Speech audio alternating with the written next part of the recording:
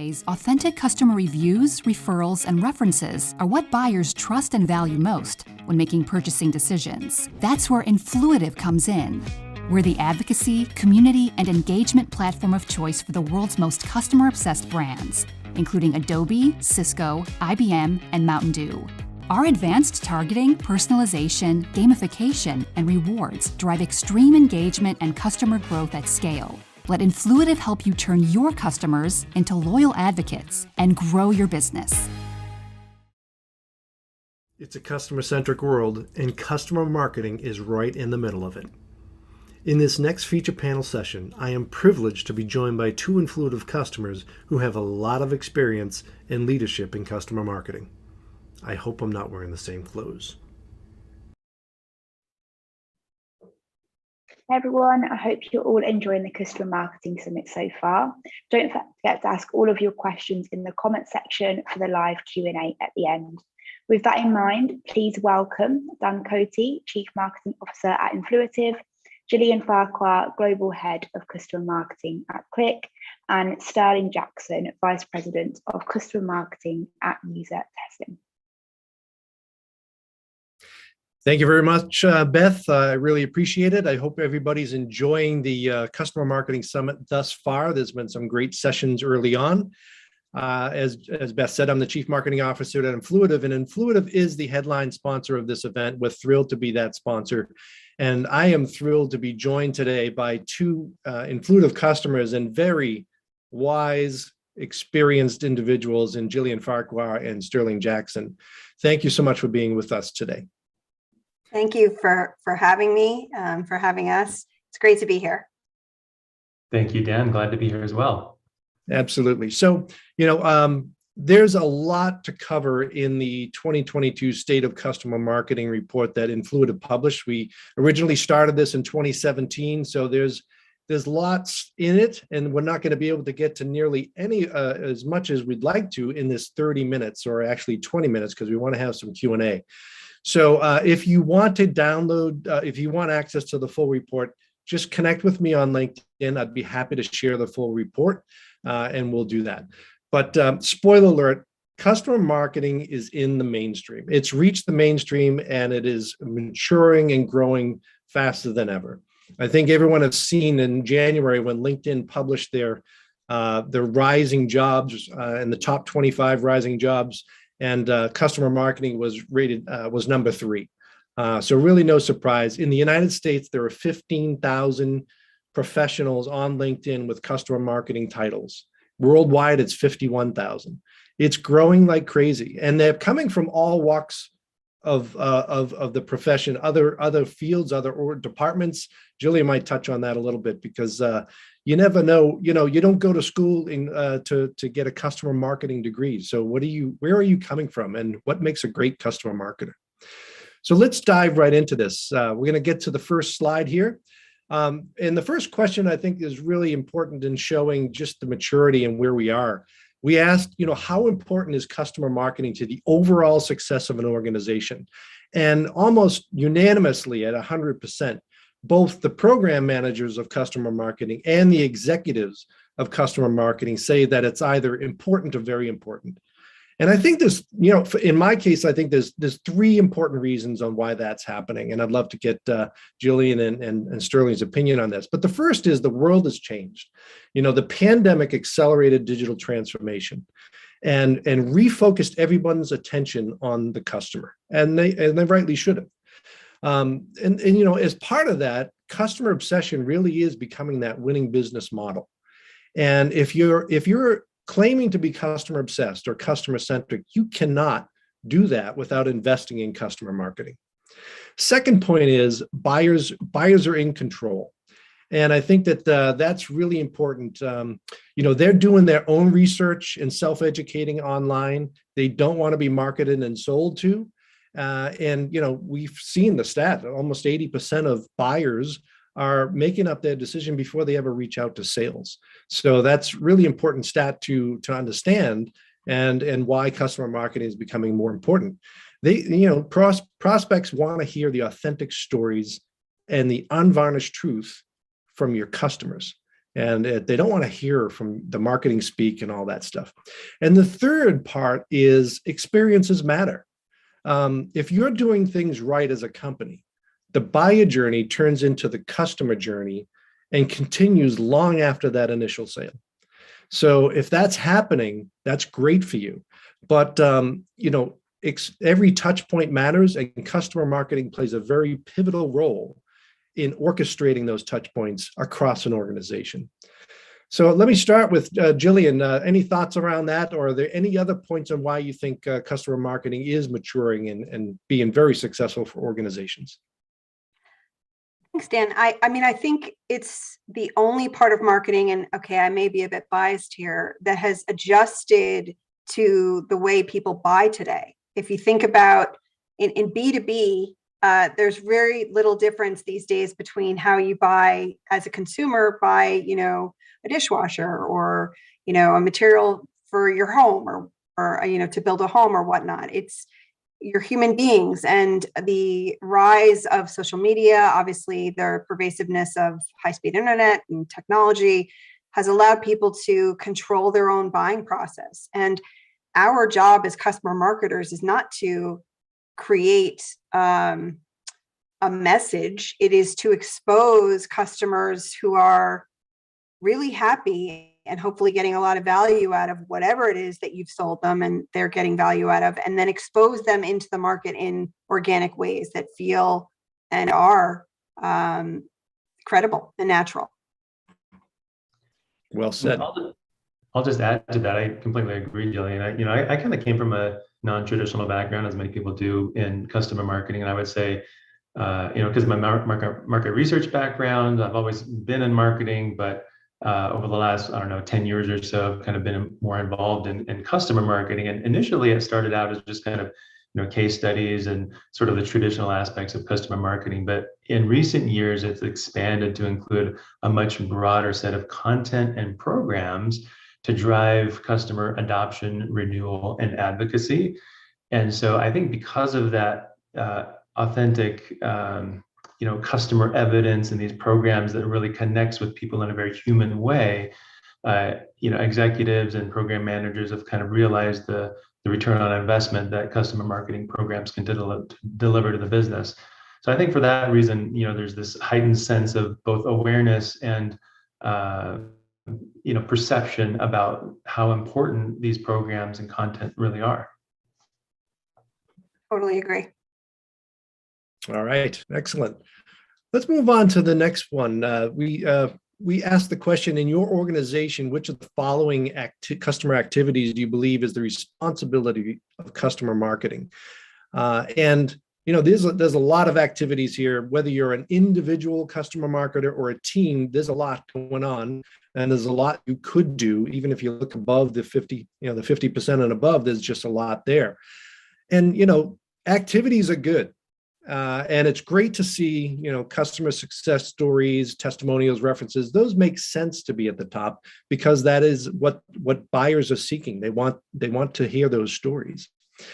But are they all the right activities? Maybe, are they the right activities to advance customer relationships and to move businesses forward? You can do a lot of things, but what are the right things to do? So maybe, Jillian, if you want to touch on that and with what you're doing in your group.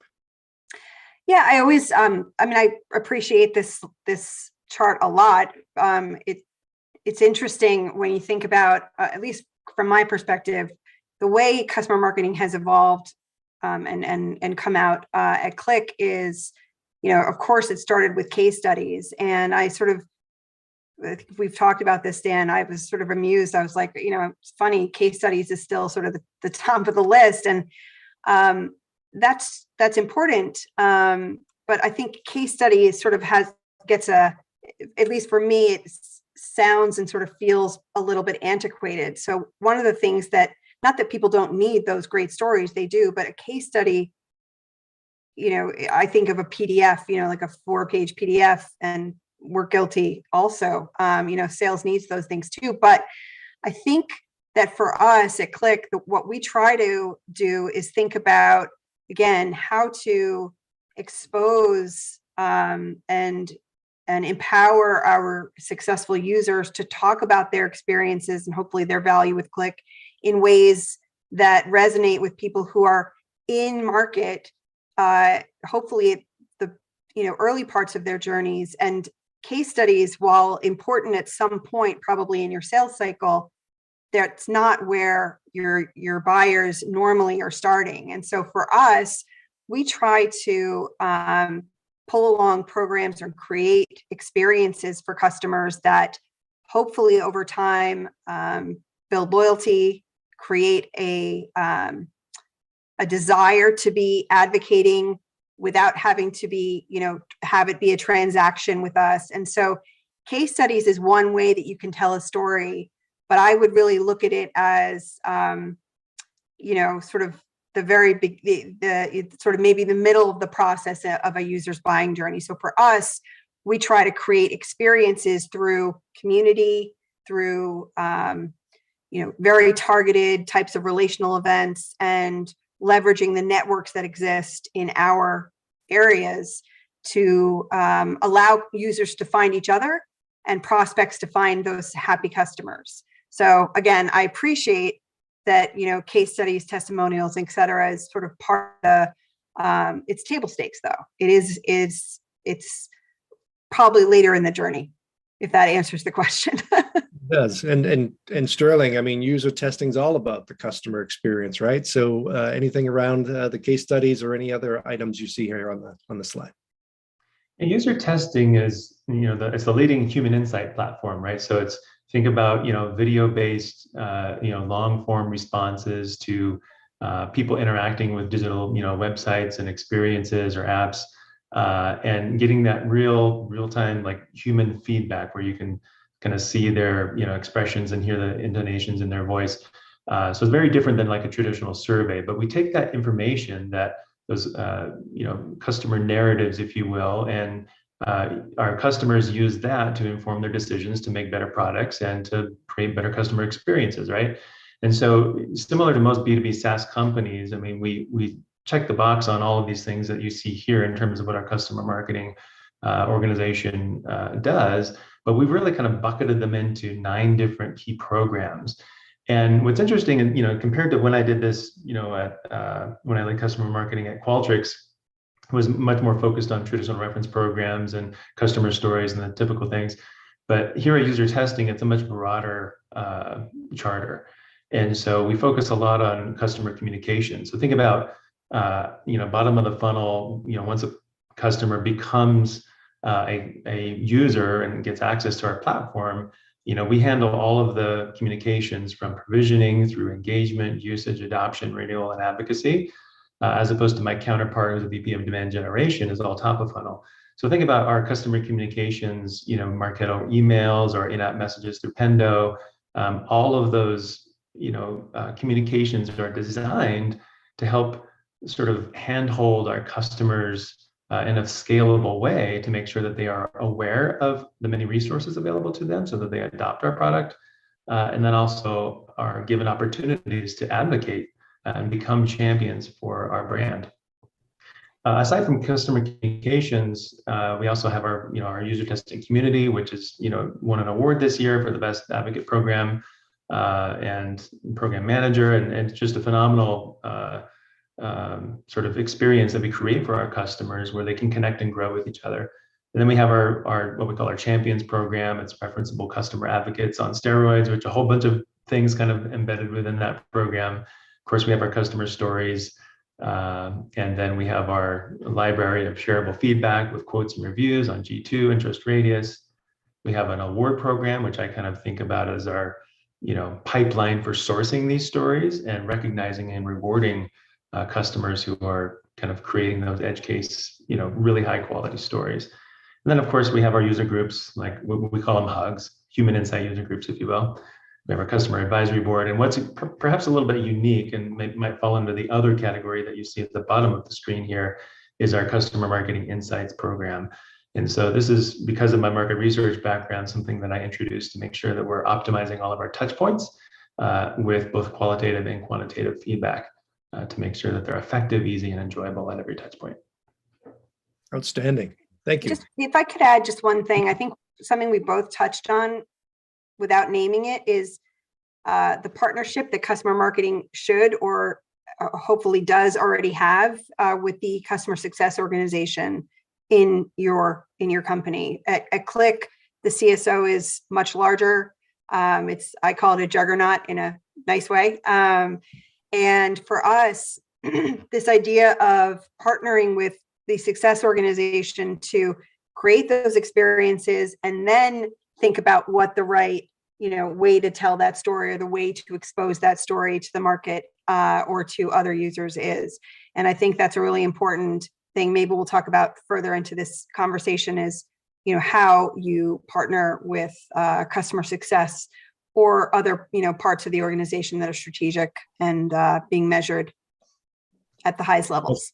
Yeah, well said. I think with Influitive's customers, we're seeing more and more customer success teams initiate the programs, drive those programs. And if they're not, maybe marketing is, but they are so tightly integrated because it's just critical to do that. You have to have engagement programs that support the entire journey and whoever you're primarily talking with on a day-to-day basis.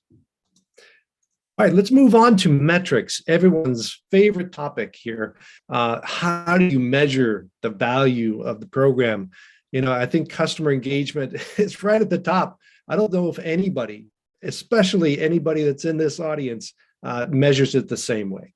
But so there's lots of different ways to measure it. You can't measure everything. So what are some of the things you should measure? So Jillian, I know that your organization and you have some views on this. So how do you think organizations should measure and value customer marketing? I love this question. It's really changed in the last few years in the way that my organization has expanded. So my mandate and across the sort of 4 or 5 pillars that we influence is to measure our effectiveness of our post-sale customer journey. And we obviously cannot do that alone. And this speaks to my earlier point around the customer success organization, as well as the product organization through our in-app, triggers and experience through Pendo. Our measurements are around engagement, but we define those. I think engagement is a really broad, nebulous term. For us, engagement, we know if a customer, for example, in community, if a customer is using the community in the ways that correlate to increased engagement, which to us translates to renewals, to additional revenue, to a higher NPS, et cetera. Those are things for us like participating in our ideation process that is run through our community, or participating in the support process, which is run through our community, et cetera. So for us, we have high engagement or low engagement, depending on where we're at in the journey with the customer that we measure. And from that, it's not scientific yet, but you can correlate how an increased engagement for those particular things we've identified, our business has identified as critical, contributes to much higher attach rates and renewal rates that we want to see. So for us, that's the type of engagement that we measure. I really do believe that volume, when it comes to creating a KPI program it really does depend on the company, but I would say volume is not where it's at. Although, I think when you're starting a hub program with Influitive, for example, perhaps that's one of the first things you do. But if you're farther enough along and you want to try to, and really it's a mandate in our case, to tie our value as an organization to our business goals, which are really clear across our organization, across the entire company. For us, it is specific to certain customer behaviors that we need to measure. And that is not about the number of case studies. It is about the number of engaged customers who then decide to work with us on various ways of telling their story. So I would say it's not about volume. Unless you're just starting out, you got to show some traction. I would say the thing you really want to measure is how your engagement, however you define it, ties to influence on revenue and influence on customer retention and renewals. So hold that thought, Sterling. Okay. I know you were about to say that was well done, Jillian. I want to just get to the next slide because it's similar, and it's not a surprise that the number one challenge of customer marketing is to demonstrate that the value of the program. And I think Jillian nailed it. I mean, in another question that we had in the survey, what is your organization value for metrics? And it's all about the top three: renewals, upsells, cross sells. And so if you're not able to, as a customer marketer, to connect the dots to revenue, it's going to be a challenge for you to demonstrate that value. So Sterling, anything you'd like to add to that? Yeah, I mean, at the end of the day, happy customers keep coming back and they tell their friends, right? And so like you said, it is really all about renewals and growth. And so everything that we do, whether it's direct or indirect, is designed to influence those metrics. And we don't own those numbers, we only influence them. However, there's a lot of sort of leading indicators that we do own that have to do with engagement and everything. So I was kind of surprised to see on the previous slide that only 40% said that renewals and churn were sort of the measures of how they look at value for their organization. But certainly the top challenges, I think, as you see here, are probably consistent with many companies in many industries, and we're not too different here at UserTesting. But I would say that in terms of quantifying the value of our program, I mean, look, we're constantly testing and iterating and trying to continuously improve all of our touch points so that when they are asked that NPS question, which my team does own now, by the way, for the company, that they're going to give us a 9 or a 10 on that question every time, because we're trying to create, those experiences that are effective, easy, and enjoyable at every touch point. So yeah, it can be hard to quantify, but would love to, invite anybody on this call to reach out to me or Jillian directly to kind of dive a little deeper into that issue. Great. I'd also put a challenge out there to vendors, not Influitive, of course, you're wonderful, that I think one of the things identified on the previous slide was the data problem. And I think with all of these new amazing technologies that are out there for us to look at to, map the customer journey and, create those experiences or be able to see what they are, I do think there's still there's an opportunity for someone to come in and do it really well from the customer marketing perspective. I don't really think we have an operating system yet that's available to customer marketers. I'm really interested personally in helping discover what that might be, a combination of technologies or anyway, customer journey is really important to be able to see. Very good. Let's move to this slide here. And I know that this, we've got only a couple more slides and we'll get to the live Q&A. So we asked the question back in November of 2020, and it was the percentages of whether you had an advocacy or a community program was 74 and 72% respectively. So in just a short time, for a very mature industry, it's had double-digit growth in both areas. So that is just a remarkable stat, considering the fact that the industry is already mature. These advocacy and communities have been around for decades. So I want to pose the question to you, Jillian, because we were talking offline about this. Is advocacy and community separate, or are they one and the same?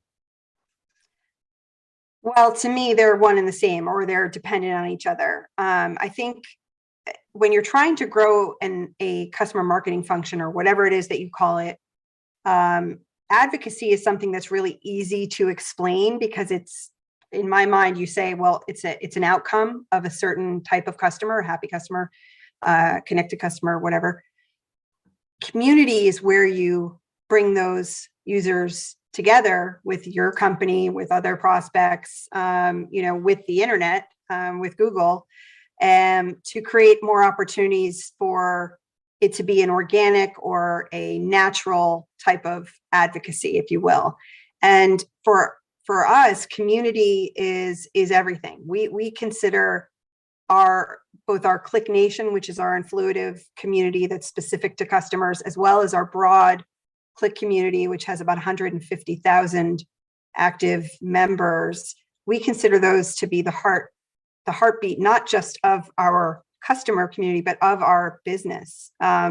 So I don't think, I am biased, that you can have a really healthy advocacy program without having a community strategy. I just think that you can't have one without the other anymore, not with the way people buy and not the way people communicate to other people. It is through communities. And that is our job, is to allow those relationships to happen in a way that hopefully the brand gets the benefit of that, right? We're associated with those connections, and therefore we get the benefit of it. So I don't think you can have one without the other. Sterling, do you violently agree or disagree with what Jillian just said? Well, I'm not sure I'm willing to fight somebody over it, but the word violently is an interesting. But yeah, I completely agree for sure. I mean, look, our community has grown like 300% over the last 18 months. It's a huge part of our customer marketing program. We won, the Community of the Year for mid-market last year, and it's obviously creating tremendous value. In fact, we were recently looking at the renewal rates for people who are active in our community, which are around 99% compared to those who are not in the community, which is significantly lower. And so, we're constantly telling our sales folks, use this as a value-added selling tool to kind of say, hey, by joining, our becoming a subscriber to our platform, you also get this free resource where you can connect with like-minded individuals and share and discuss ideas and bounce questions off one another, take part in these activities that you get rewarded for. And it's just a fantastic thing. So I'll give an unsolicited plug to Influitive for being such a great partner. Really, really happy with the engagement there. Well, thank you. That is the engagement that we talked about, right? That's the correlation right there. Sterling gave a great case in point in how their community engagement is directly correlated to to their customer renewals and their ability to grow that share of wallet. So I think that's a great example right there. Outstanding. Great stat. Last slide. And we're talking about the overall budgets are either, we asked the question, how have they changed from the year prior? And, 92% said they were either solid or growing. And I'm not going to ask you where your budgets are. I know that it's growing. I know that it's not decreasing. But let me. Not as big as the customer success organization. That's true. That's true. But Sterling, let me start with you to close this out. I mean, if you want more budget, you got to go into the CEO's office and explain why you want more budget. So how do you see the customer marketing function evolving over the next few years? So how are you making your case for more budget? Yeah, well, fortunately, my CMO, who I report to, saw the value initially because she came from Salesforce and Oracle and had quite a bit of experience with it. So she was my champion from the beginning. But just hiring, a customer marketing leader at the VP level is fairly rare. And so, I think the reason why it's been so successful and continue to grow is because we're able to kind of talk at the CEO level, at the C-suite level, for the value that the function brings to the business. So it's less about the activities and the sort of like the numbers of case studies and references that are completed and all that, and then it's more about the impact and ROI. And so that's why I feel like my team has grown from a team of 1 to 5 times that, and since I've been here, and it will continue to grow over time as we focus on those ROI metrics. Excellent. And Jillian, I mean, I love that you brought up customer success, but you have no small team yourself. No, no. Well, I'm, and I'm delighted that, we've had such growth in the function. I mean, 6 years ago, customer marketing wasn't a glimmer. It was but a glimmer in my eye and my CMO's eye. But look, my budget is increasing because I think they're adding more and more responsibility into it. And I think you see that. I mean, we started with this very discussion around the function taking off, the category taking off. And that's because we map to how people buy and how people experience brands today. And for me, my team right now is 14. It will be 15 by the start of June, I think. And I'm delighted that that continues to grow. It isn't about the people though. It's we still have more work than we could possibly do, but I think it's a great opportunity for folks that are in other parts of marketing to look at their customer marketing functions or the lack thereof and start to think about how they might involve themselves in it. I think it's a great place to grow your career. And personally, I love the work. And I think a lot of the excitement that we'd see out there is a result of the meaningful, exciting work that we do. And it isn't about math, although we need math with great, formulaic marketers to help us measure we are human beings. And I think that's what makes this part of marketing so incredibly exciting. Nice exclamation point to close it out. Thank you, Jillian and Sterling. And Beth, if we have time and there are questions, are we able to take any? Yeah, we'll go through a few questions. Really great session, and yeah, really great comments as well from everyone in the audience. So how much should the customer marketing team be involved in the creation of the case studies? Personally, I think they should own it, but I will say that, it's a very, very collaborative experience.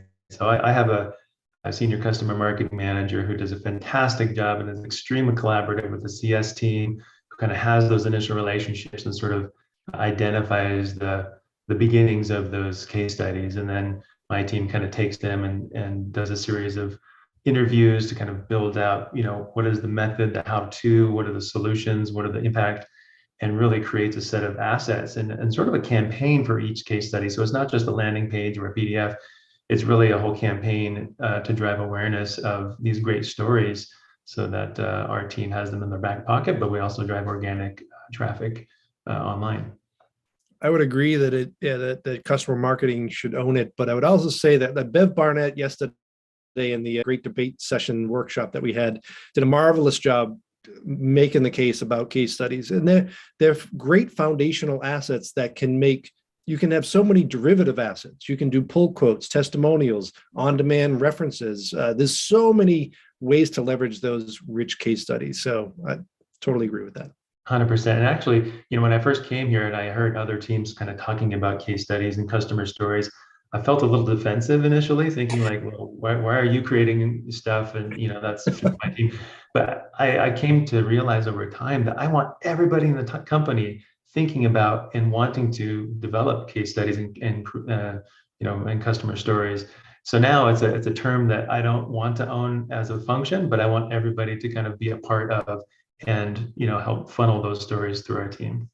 I like that. Yeah, it's a great point. I think, admittedly, I'm a little triggered by case study because I think of it as a specific type of, but I think customer stories is what we're talking about, and ultimately any that can fall into any asset. For us, only my regional folks focus on the specific customer story part. My other parts of my organization are doing other things.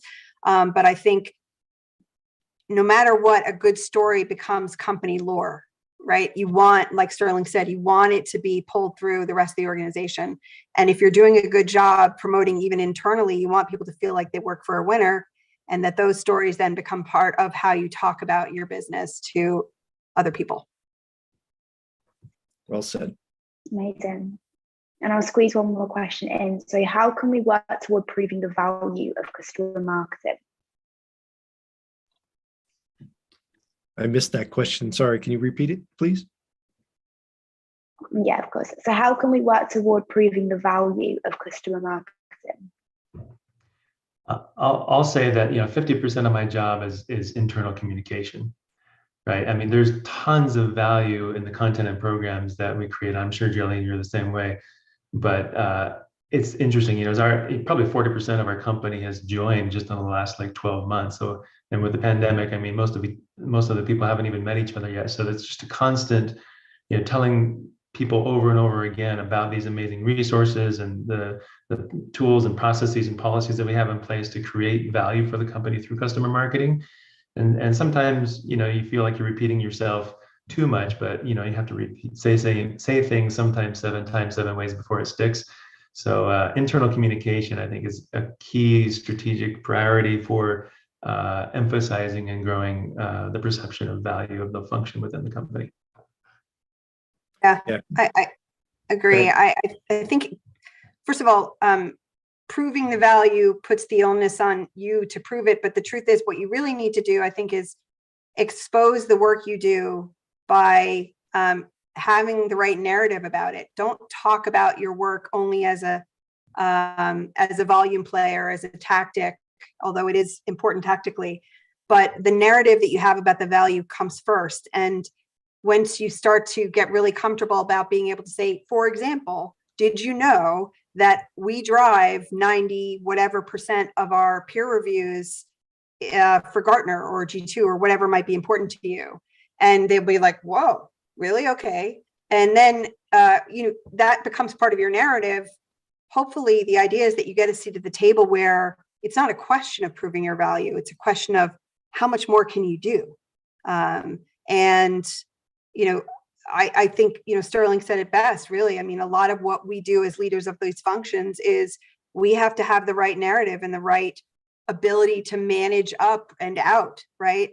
This is still, although it's been around forever, it is, customer marketing is experiencing its, massive growth. And so it's up to us as leaders to be able to have a clear narrative about the value we bring, as opposed to this feeling that we have to prove something. All we need to do is expose the connections that we make for the business, rather than prove it, if that makes sense.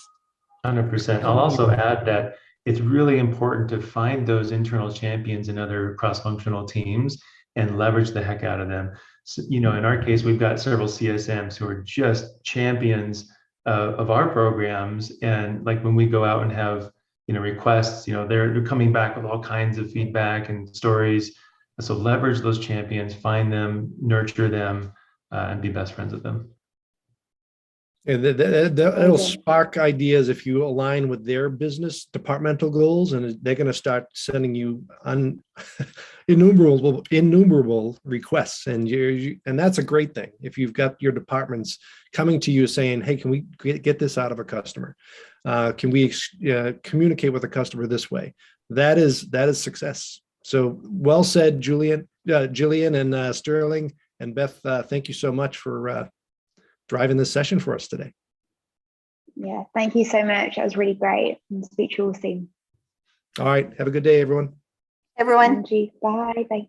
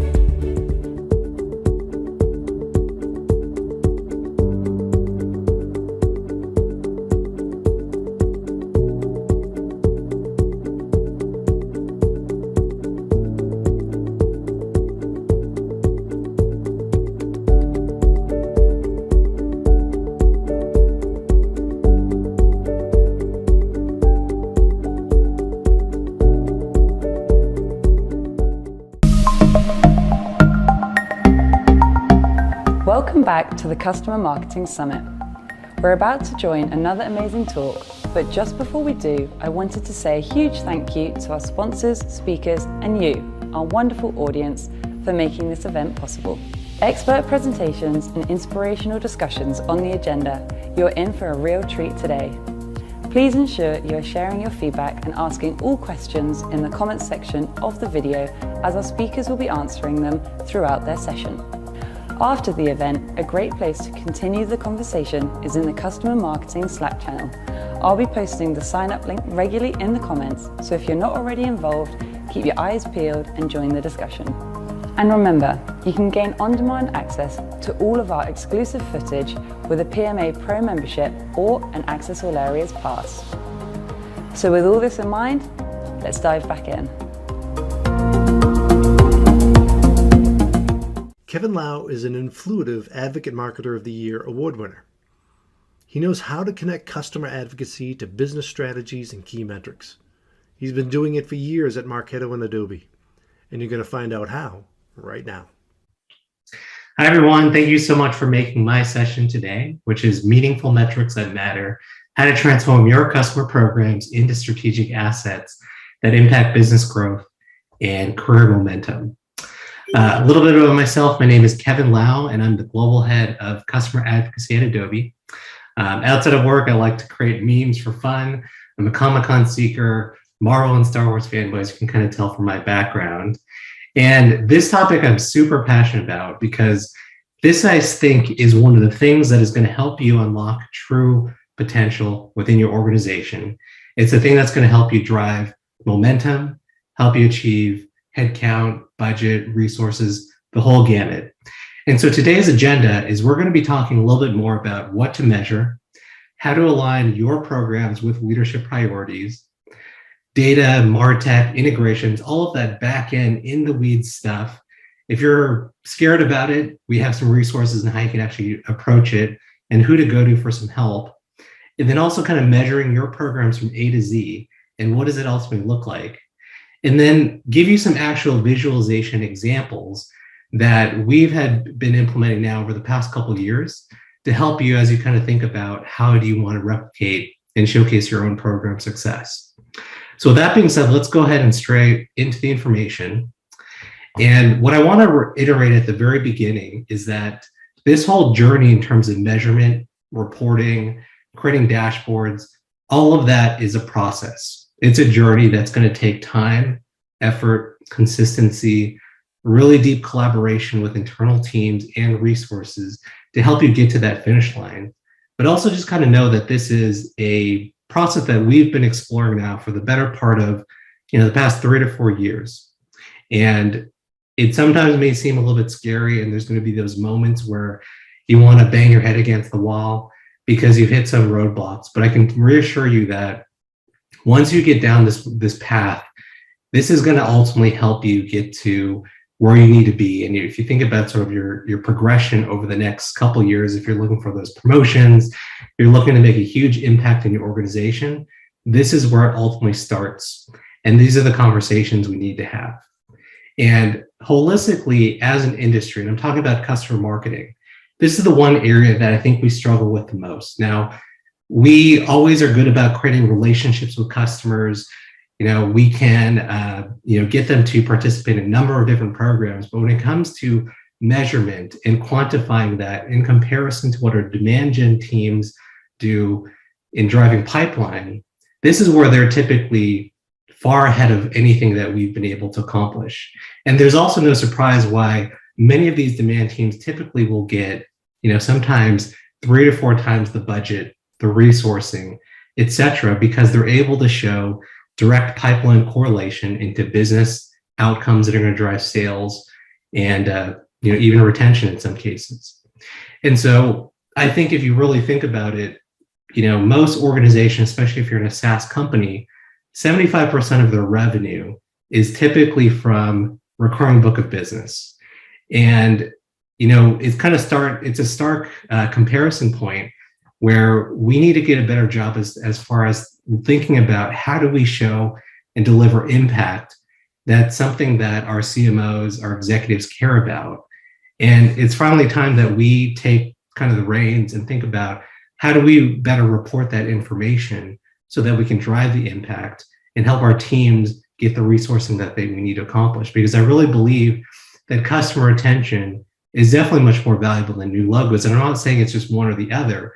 We definitely kind of support both angles, but just given the amount of support that we provide to customer success and other teams, there's no reason that we shouldn't be able to do this. And it really comes down to the question of how do we prove this holistically? And what I'm going to be showing you over the next couple slides or the next 20 or so minutes is essentially the process. And it's a 5-step process where it begins and ends with asking yourself the right questions. It's creating shared goals with leadership. It's being clear with what you want to measure. It's taking inventory of your programs that serve you and also thinking about things that no longer serve you. and then also being able to start small and then iterate as you go. So let's go ahead and dive into the first question, which is, what are those series of questions that you need to ask yourself, your team, and other stakeholders? Things like, what can we measure today that is easy to do? What are some things that are going to take, integrations or additional time or impact? And what's going to ultimately have the greatest impact when we had to think about our results in the next 12 years or 12 months from now? And what does our leadership care about? We talk about this, and we're going to talk a lot about this over the next couple slides. And where can we get their support, their help, their buy-in? Where does the data live? And in often cases, it does live in multiple places, whether it's with IT, finance, etc. And what teams can we partner with closely that's going to help move the needle and move us in the direction that we need to go towards? And how ultimately do we want to visualize that data when we're talking to our C-suite, our executives, and other stakeholders internally? So the second part of that whole process is just as we kind of alluded to, it's talking to the folks within marketing, sales, customer success, product, and support. And I'm giving you kind of the view front from Adobe specifically, but likely if you sit within a customer marketing team, you most likely sit within marketing or possibly even customer success. And what your CMO may actually think about is things around like pipeline influence, brand awareness, maybe retention as a metric that's going to drive growth within a company. From a sales standpoint, they're typically thinking about things like closing new deals, customer expansion, how can we get more customer stories that are going to feed the engine? And then from a customer success standpoint, it's also about value realization. It's like time to value, product maturity, and then also customer retention. And then from our product standpoint, value realization, customer feedback, business impact, and then also with support, it's support resolution, fixing those tickets quickly, case deflection, and value realization. And so with all those kind of big things being said, we had to think about internally, what is our North Star? What are the things that we want to be known for? And how do we create our strategic pillars aligned to the goals that we have with our other stakeholders internally? And so here at Adobe, we have our business or our team kind of broken up into a center of excellence around these three pillars. Now, it's all about how do we develop and execute programs aligned to the customer journey to drive adoption, advocacy, community, and ultimately create customers for life. And so from an adoption standpoint, it's about how do we create scalable customer programs, whether it's nurtures, in-product guides, events, etc., that's going to drive product maturity, value realization, and ensure that customers see success quickly. The time to value is fast. The second thing is community. It's being able to connect our customers around the world, let them connect with their peers, help answer their questions, drive product adoption, in a similar fashion, also value realization. And then the third pillar, which is all things advocacy, it's being able to expand programs to ignite and activate advocates, drive loyalty, and at the end of the day, evangelism for your product or brand or your service. And so when we had to think about kind of our North Stars, these are the things that we took into consideration that's going to touch across the three pillars that we have within customer marketing. So the first one is customer adoption score, or essentially your adoption score. And when we use the word score, you can almost think of it as very closely aligned to how lead scoring works, just on the flip side, to drive customer engagement. So moving people further down the funnel from a regular customer into an engaged customer. And the adoption score really measures influence on feature and behavior usage and overall product maturity. Now, the community engagement score is measuring community membership and engagement influence based on members going into community, activating them, and driving discussions in your online forums and leaderboards. And then the last one, which is the advocate score, which is what we're going to spend probably the majority of the time today discussing. And that's measuring your customer programs against how it's driving impact and business revenue across new business to retention, et cetera. And so where we started, and I think it's helpful to give you kind of that landscape, back in 2018, 2017, right before we got acquired by Adobe, this was essentially kind of our program ecosystem. We ran programs from community to user groups to influitive instances, etc. And we use this as sort of a visual guide to let people know, these are the opportunities that our customers can be involved in. And also as a resource for our internal teams, so they understood, how do they position it to their stakeholders, to their customers, etc. Now, this is probably an easier way to kind of see it, but clearly it encompasses everything from community, which was powered by Khoros, our user groups, which then moved from LinkedIn and other channels and Salesforce communities to Bevy, Purple Slack, which is I mentioned as our influitive instance, customer references, which sat on RO Innovation and Upland Software, peer reviews, which were ran on Gartner, G2, and TrustRadius. Our Fearless 50 and our Adobe Champions are essentially kind of like our VIP brand ambassador programs. We ran our customer awards program for a number of years, and then our customer advisory board, as well as customer stories to drive impact across go-to-market and retention efforts. Now, through that acquisition, or through the process that we went from Marketo to now being part of Adobe and representing 10 plus different products and services across Adobe's Experience Cloud, there were some programs that we had to shed or move away from what our core mission was, and that was about customer retention at the end of the day.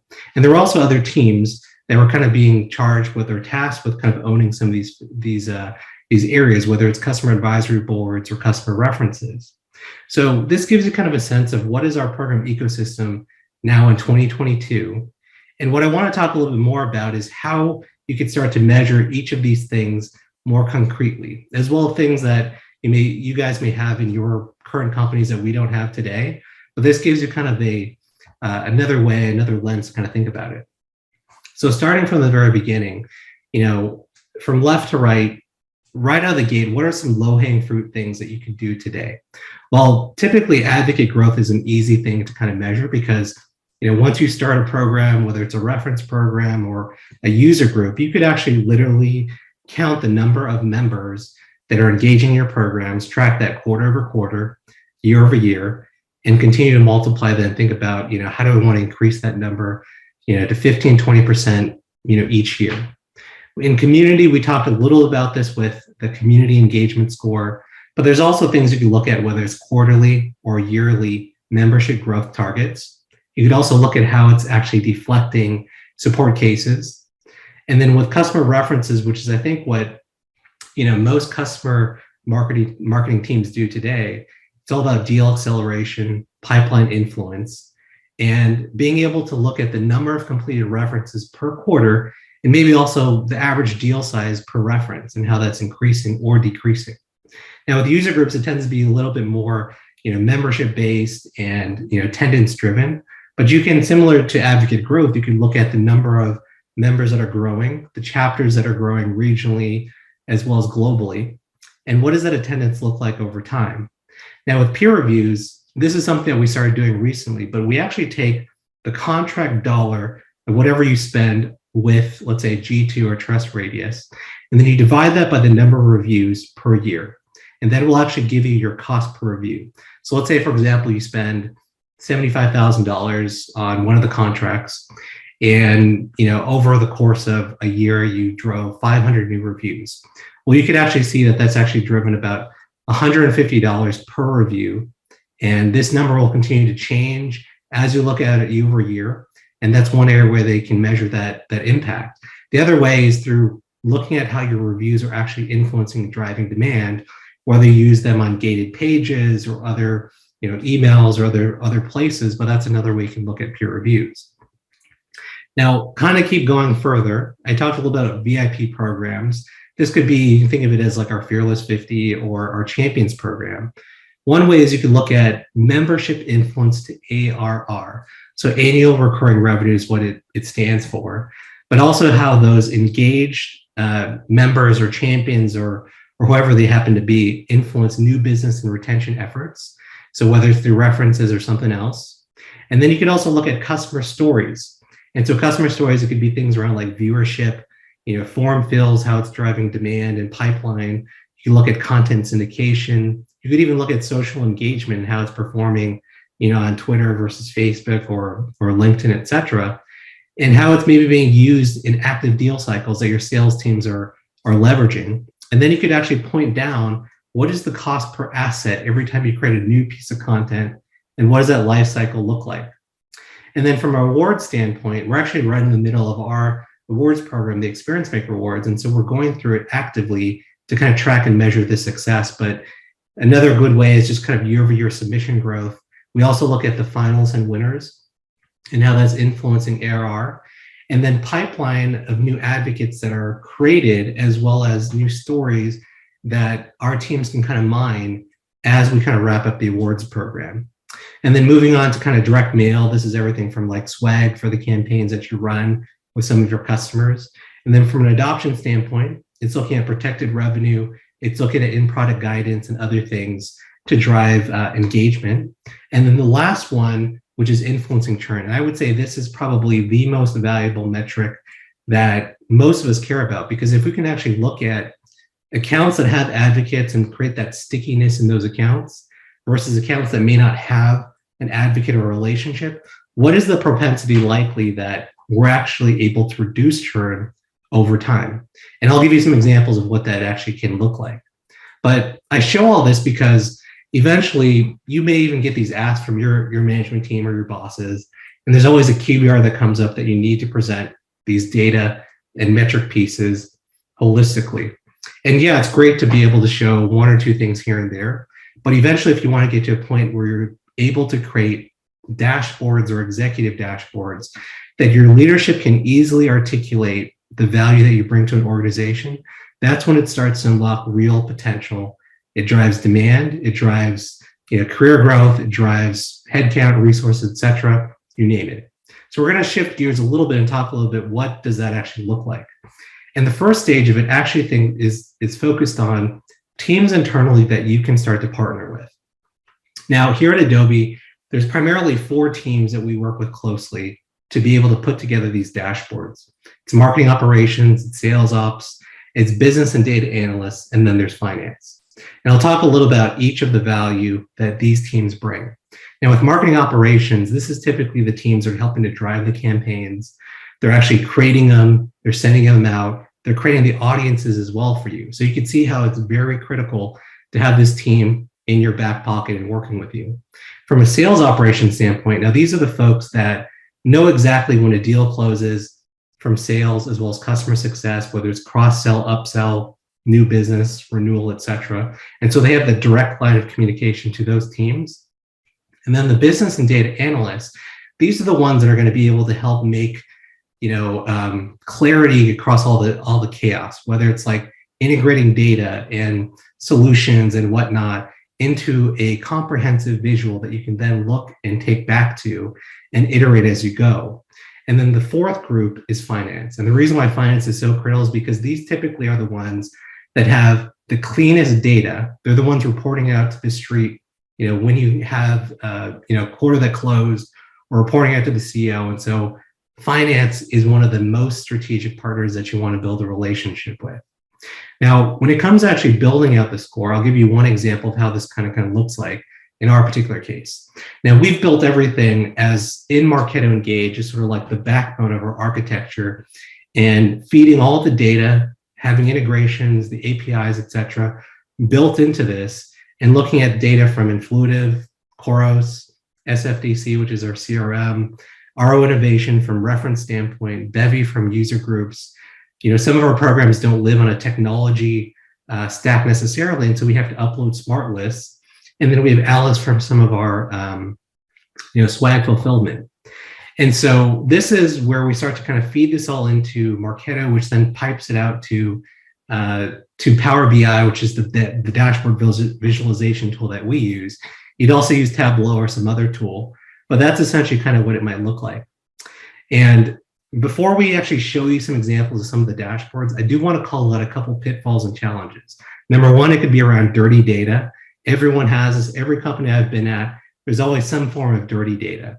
There's also a data validation testing phase that you need to do.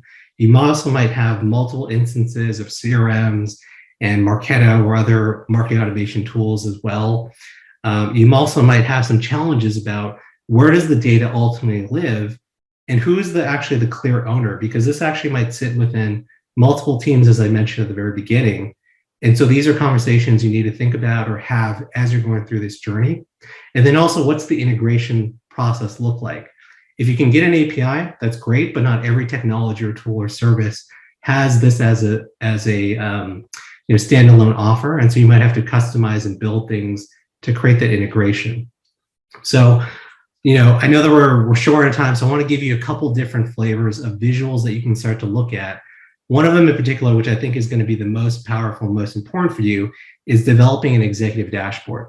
Now, we use the word executive because this is something that can be shared across your different teams and stakeholders, whether it's your CMO to your CRO, et cetera. But we look at things like advocacy influence revenue. So actually looking at that holistically, whether it's by quarter or year up number.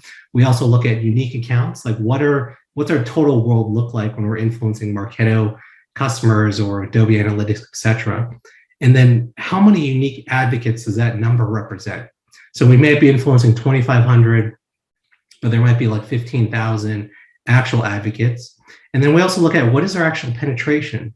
So 78% of accounts have we engaged across, let's say, the Marketo ecosystem.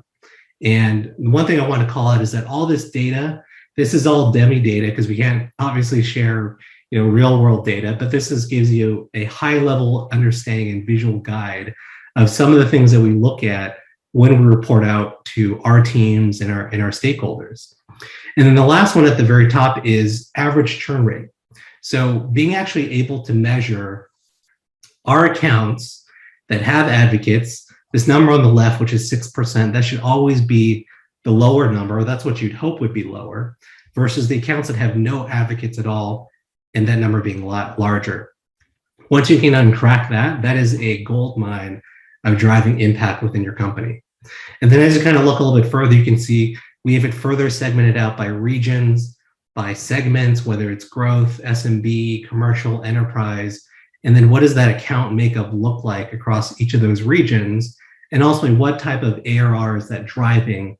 And so that we can kind of strategize and think about, okay, we need more coverage in Japan as an example, or we need more coverage in EMEA to drive more advocate engagement and growth. And then kind of moving along, there's another dashboard you can create around influencing churn rates. Again, it's very similar to that high level dashboard. These are all kind of drill downs you can go into in more detail and focus on a certain area. And ideally, if you build this out, then you can click on specifically like Americas and dive into that data to see what that's actually telling you. And then further, if you wanted to look at industry influence, you could take, maybe let's say it's the top 10 to 20 different industries that you play in, and you could think about what is the penetration you have across each one of those. So as an example, let's just take tech. There's 2,000 accounts. We have about 568 customers in there. So it's about a little bit over 25%, maybe 30% penetration.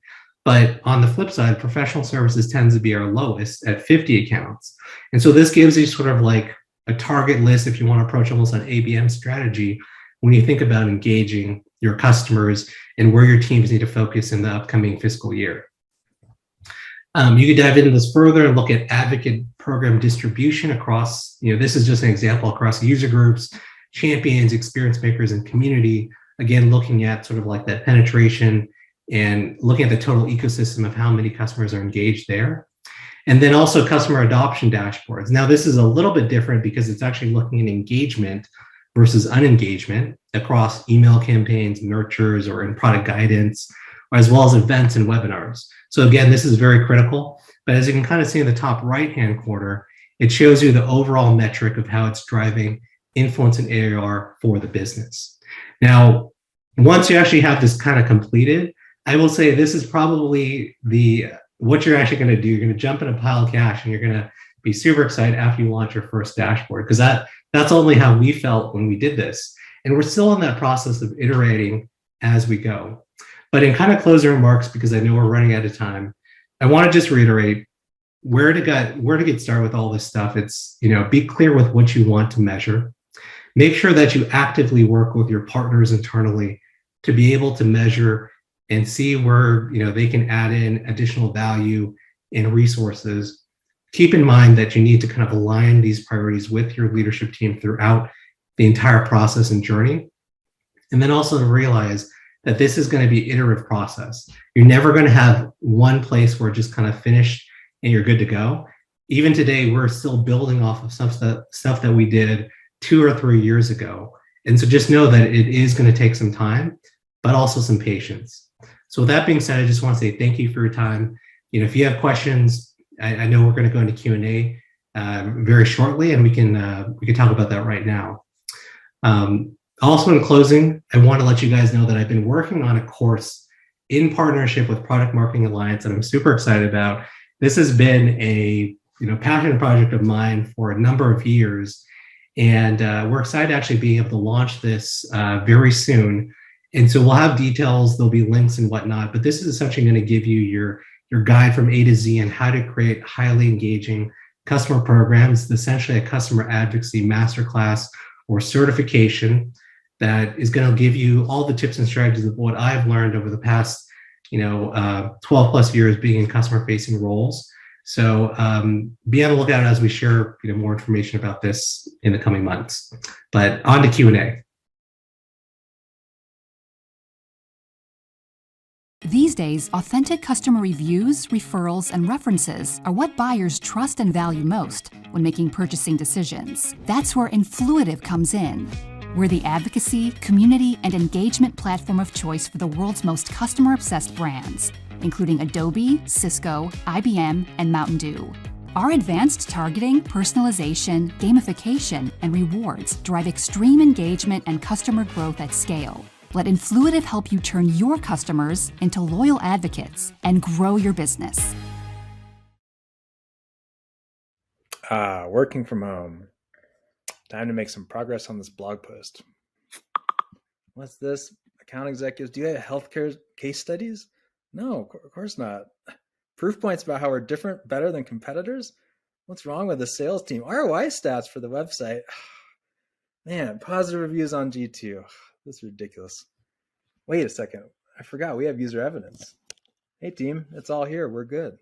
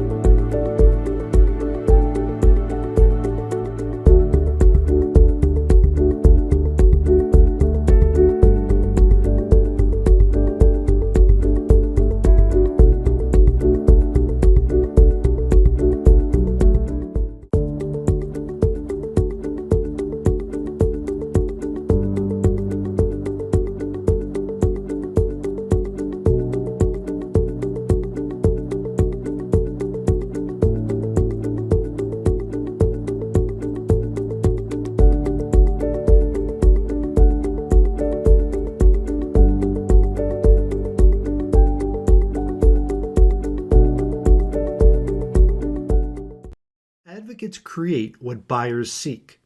Authentic customer stories, product reviews, video testimonials, case studies, and more.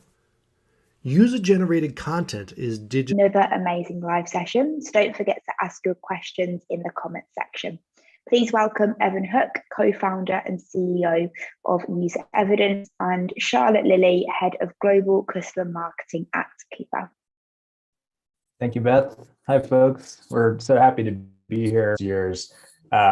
It's been really cool to do more. So today, CEO of User Evidence, I'm here with one of our customers. Do you want to give the folks just a little bit of background on, again, you've been in customer marketing. I think you're really maybe the first, if not one of the first people I've ever saw with a customer marketing title, probably 7 or 8 years ago or something. Do you want to give folks a little bit of background on just how you got into customer marketing and your journey there? Yeah, absolutely. Yeah, there's definitely a few of us that I see on here as well that have been around at least over a decade. It's like, oh my God, I'm so old. But I've been in customer marketing for, yeah, over a decade, maybe 12 years or something like that. And then went into sales. And then I was at a company called Box. And at that time, we were growing like crazy. And everyone kept coming to the sales team for customer stuff. And I was always like, use my customers, because I knew the value of what it would do with my relationship with them if they were, doing really cool stuff, sharing their story. It would create kind of a bond. And so the marketing team said, hey, do you want to come over and create customer programs? And I was like, what's that? But sure, why not? I've been in sales a couple of years. Why don't I try something new? And so I went into marketing and started customer marketing. And yeah, back then it was mostly kind of like references, or that when you think about it, like more services oriented customer marketing, where people are just asking you for customers. But soon after, I started thinking, I want to be more strategic, and I think it just worked out for me personally because I'm a planner, and I like to know the journey of, my journey at customer marketing. One of the things I love doing the most is coming in and starting customer marketing from scratch. But not a startup, right? You've been at some smaller companies, and in fact, most of the companies, Box, Outreach, WeWork, you've been fortunate to experience a ton of growth, kind of the scope and charter of the function there. Yeah, so when I came on board almost 2 years ago, there were 2 current team members, so 3 including myself, and then we've grown it to 7 globally since I've been here. What's great is that I've been able to come on board and set a strategy and kind of work against to notice kind of the value of customer marketing, because before it was more of a service oriented model, and then when I came on board, we started putting into place more strategic programs. And so with the 7 team members, there's 2 in EMEA, and then there's 5 in the US. And then I've structured customer marketing out into 3 pillars.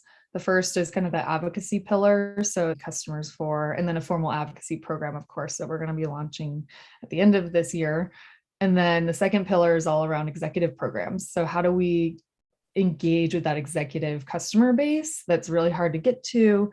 So we have really cool programs in that. And then the third is really around kind of the install base or life cycle customer marketing. So how do we market with and to our current customers to engage with them, to get them to become advocates, to upsell and cross-sell with those as well. So yeah, it's kind of exciting. And yeah, we've been building it out in that model. Yeah, someone pointed out in the last session with Influitive, or 2 sessions ago, that upsell and cross-sell. I think a lot of folks here probably work for software companies and SaaS companies where that's hugely important nowadays, and a relatively new function of customer marketing. Have you found yourself being able to impact that much, and does that get much attention from the executive? Time over these 12 years, as customer marketing is taking on so many different definitions. So some people think of it as purely with the install base, and so what I've designed is, a program that touches from end to end, where it's advocacy over to install base. And to be fair, Coupa itself hasn't really, we're starting to embrace, what does a go-to-market look like for that motion for install base. But when I first came on board, I noticed we just had some major gaps. And so we have started some programs for that. One example is what we call the Catalyst event series, which is basically just events for customers. We didn't really have that before. And I was like, well, we're, doing so much for prospects for one, and we're also asking so much of our customers. We have this huge gap around engaging customers and giving them an opportunity to even just network with each other. And of course, we partner with the install-based sales team for them. We invite the open opportunities that we have in our current customer base first. And so we strategize it around that way, but that's been super impactful already. And that's just one program. Okay, cool. Yeah, so coming back to the meat of what we're talking about here, you have a large customer base in the sense of actual customers, and then you have a large internal customer base, which is sales, demand gen, social, et cetera. Can you give us just a sense of what's the size of Coupa's user base and customer base, and then what's the size of the sales team that you have to support? Yeah, we have 2,500 plus customers at this point. And then the sales team, oh my gosh, it just is growing so much. We were hiring, I think we hired like 100 sales reps since January. Dang, wow. So all of us out here know what that means for a team like mine. It's like, oh my gosh, now it's like all these requests are coming in. People don't know what they're doing. They don't know where to find information. So luckily, what we'll talk about in a little bit is kind of like how we put together at least some scalable things that make it easy for sales to find the customer information they need when they need it. But yeah, we have a lot, and we sell to all industries. We have upwards of 10 products. We have all the different segments, right? From small business all the way up to now what we call strategic, which is like large companies like Apple or something. And EAU. And so my team is expected. In today's world, prospects expect really relevant proof. Like, it's cool to know that Coupa works with the NFL and all these, Wells Fargo and all these cool customers, but you have a sales rep who's selling to APAC and the mid-market, and particularly healthcare, and trying to beat a certain competitor. How do you think about organizing your content creation efforts? Like, did you do some sort of audit at the beginning to be like, what do we even have so far, so we can figure out where the gaps are? Yes. When I first came on board, that was a big question I had, right? Was like, cool. Okay. If we're going to create some stories, like, what do we have so that we know what we can create? Audit. And so it was quite a lengthy process because I wanted to be sure that we had all the details that we needed for that audit and the ability to actually see a true gaps analysis. And so I can actually show you guys a couple slides showcasing some of the things that we did, but we went ahead and we went into Tableau and we took a look at what we had in terms of open opportunities so that we could at least prioritize, okay, what are the open pipeline, what's the open pipeline that we have today in terms of industry, use case, and then we wanted to make sure that we were prioritizing the stories that we created against that. The other thing, though, that we have is we do use HighSpot, which is a content management solution for sales. I have to say, if it's organized well and tagged well, it can be really, really useful for creating somewhat of a gaps analysis. And so let me just show you real quick what we kind of created. I'll make this a little bit bigger so it's easier for you to see. But basically, when we did our audit, this is, we did it by segment, we did it by industry, we did it by use case. And so this was kind of what we came up with when we looked for our mid-market segment. We said, okay, where do we have content for each industry?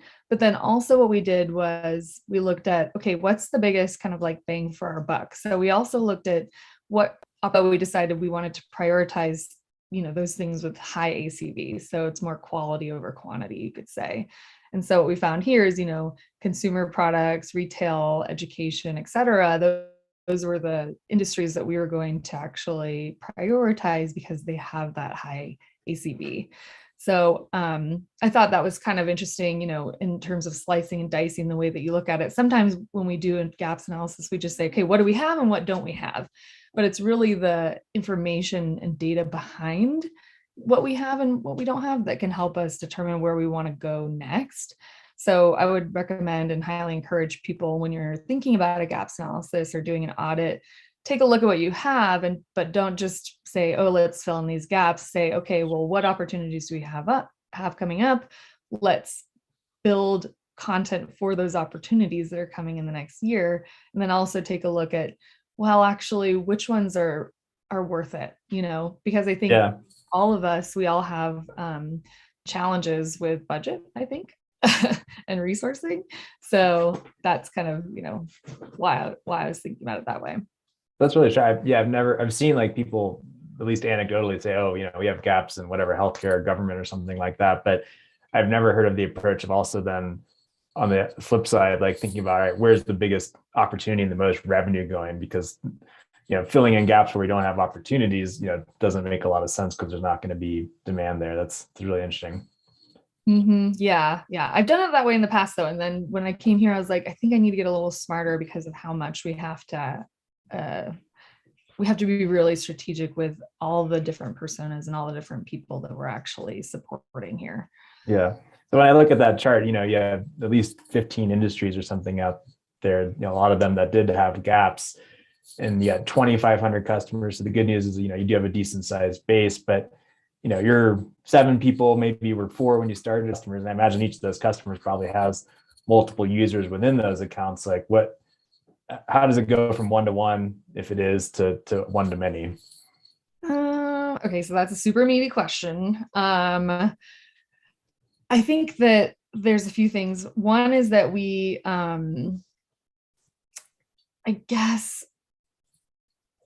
what we used to do and what we're thinking about doing again is having specific people on the team work on specific segments. I think it's easier when you actually can work with the same type of customer instead of context switching. So that's just one quick thing that if you have the ability to do it, I would recommend it. The other element too is that we're thinking about scale. So one thing we're really thinking about is hiring a new team member who will actually be the person who is sort of sourcing these new opportunities. So I think of it just coming from sales, like you and I both come from the sales background. The SDR of the customer marketing world. That's precisely it. Like actually setting it up that way where someone has that role where they can be the eyes and ears of the program. So I would want them to sit on the sales team meetings. I would want them to sit on the customer success meetings. But also I want them to source through our recruiting channels, right? So like many of us, I think we all recruit through our website or through events or talking to this customer success team in terms of recruiting customers to be advocates. And so this is like another area where actually I think user evidence will come in really handy because what we can do is use something like user evidence to actually cast a wide net to see what stories are out there and what customers are even interested in doing. And then that allows us to, qualify or pre-qualify these stories so that we can then say, okay, this one's actually a story that has legs. Let's actually go after it. And that person would kind of be responsible for that. Yeah. So I like that approach.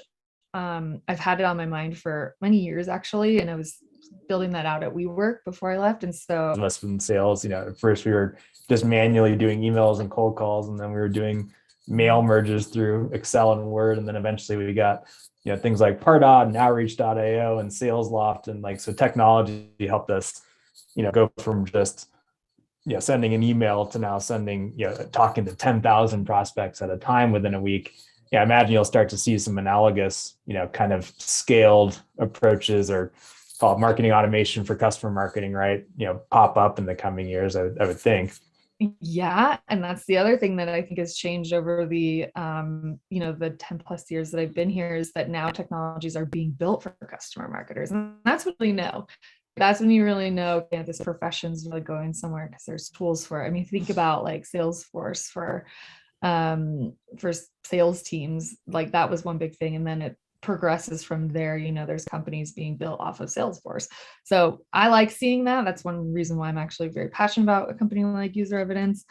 I remember capturing that data and then turning it into really interesting statistics that we could use across our different content. And at Coupa, surprisingly enough, we're big and we've been around a while, but we haven't really had those specific statistics that speak to what our customers are doing.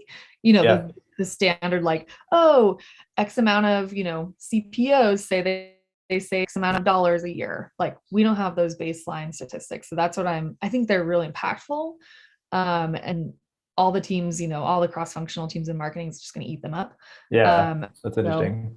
Yeah, I mean, it's like that, for better or worse, there's perhaps a generational shift and maybe attention spans as you and I grew up kind of in the social media world where we just like to swipe and, we like that kind of model of engagement. You think about, the traditional case study, which is, feels like a blue book essay, right? And then, I'll contrast that with the kind of the bright world of and short format world of Instagram. How do you think about do you have different formats or options for customers to do that are kind of different lengths? We do. Yeah, we do. It's funny. I was thinking about, I'm like, hey, now I remember before the internet. Okay. I remember dial-up. So I'm in that age, but I'm also like still. We're elder millennials, right? Yeah, elder millennials. So actually I do have a slide that I wanted to share. It's semi-related. So if it's okay, I'll share that. That it kind of answers your question for the most part, but I thought this would be interesting to share with people because when I started thinking about, okay, all the different types of customer stories we could tell, obviously we know as customer marketers that doesn't just mean a case study or a testimonial. That's, interesting conversations in terms of press and analysts, that's events, it's blog posts, it's webinars, it's everything. Yeah. And so I sorry, I'm going to move my dog here. Oh, hi, puppy. This is little Martian. He's getting uncomfortable. So what I thought about was, well, okay, we need to create lots of different types of content, but how do we make it relevant and how do we organize it? And so what we decided to do was create kind of this like engagement across the customer journey. And for me, again, it's really helpful for me to think about this holistically, think about the journey and think about the content and when it's the most relevant. And so I highlighted the things here in yellow that are basically content related or that we can create content from, which is almost all of it. And so you'll see we go from the stage of pre-sale, because I believe, customer marketing touches customers across their full journey before they're a customer and then after they even leave their company. And so I think customer marketing, is the most integral kind of like central place for customers to see the full picture. So this was me trying to exemplify that in like a simplified way. But you can see we have, like you mentioned before, we have internal audiences and we have external audiences, right? And so how do we also think about that? So internally, wins to watch on our side is how do we showcase the newest wins internally to the team. And what we wanted, our goal with that wins to watch program is to really help people, one, understand the story, but also two, infuse some of our messaging around, and they use this amazing reference, you should too. So that's an email that goes out to the sales team from the sales leader that we kind of tee up that highlights new wins. Of course, we have earnings calls, which is another opportunity to get a story. We do social media welcome posts. One thing that I think is a little bit different and interesting that I wanted to share here is that we do a Spencetter Customer Chronicles blog. We're calling it the Customer Chronicles. It's a series. But this solves a challenge that we had around sales reps saying like, hey, I have this new customer. We should do a press release on them.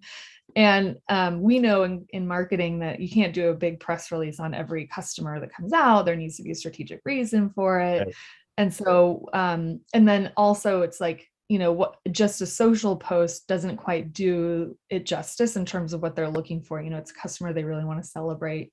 So Customer Chronicles is a way that we are going to scale kind of storytelling where we send the same 5 questions to new customers, have them answer them, and then we put it on the blog, and then we do a social post.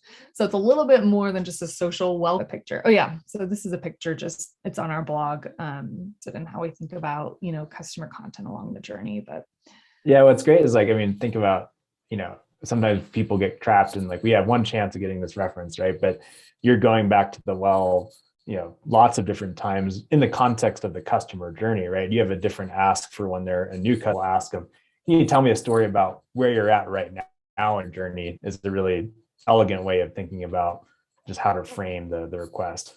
Yeah, and of course it's from lighter touch to heavier touch, right? Mm-hmm. So that's how you nurture advocates across their full journey as well. And I think content is one of the ways to do it, because the other thing that I always say is opportunity creates advocacy. There's no advocacy without opportunity. So how do you, as a customer marketer, strategically create these opportunities for them? And hopefully they're engaging and interesting and strategic opportunities across the board.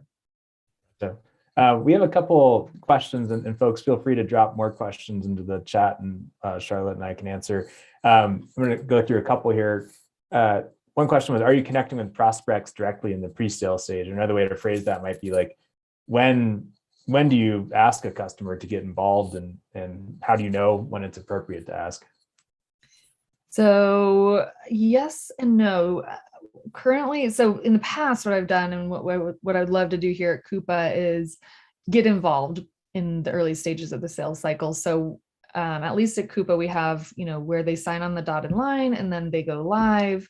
And really that period of implementation is a part in which we would engage with them. They're not necessarily a prospect at that stage, but I think for us programmatically, it would be great for us to align better with the sales team so that we're having conversations and joining QBRs in order to share with those customers, okay, this is what it's actually like. Then also say, this is what it'll be like to become a spend setter, which is our advocate program. And so I'm not sure if I'm answering the question properly or not, but we are starting to engage with prospects, but we've had to put in some more foundational kind of customer programs first.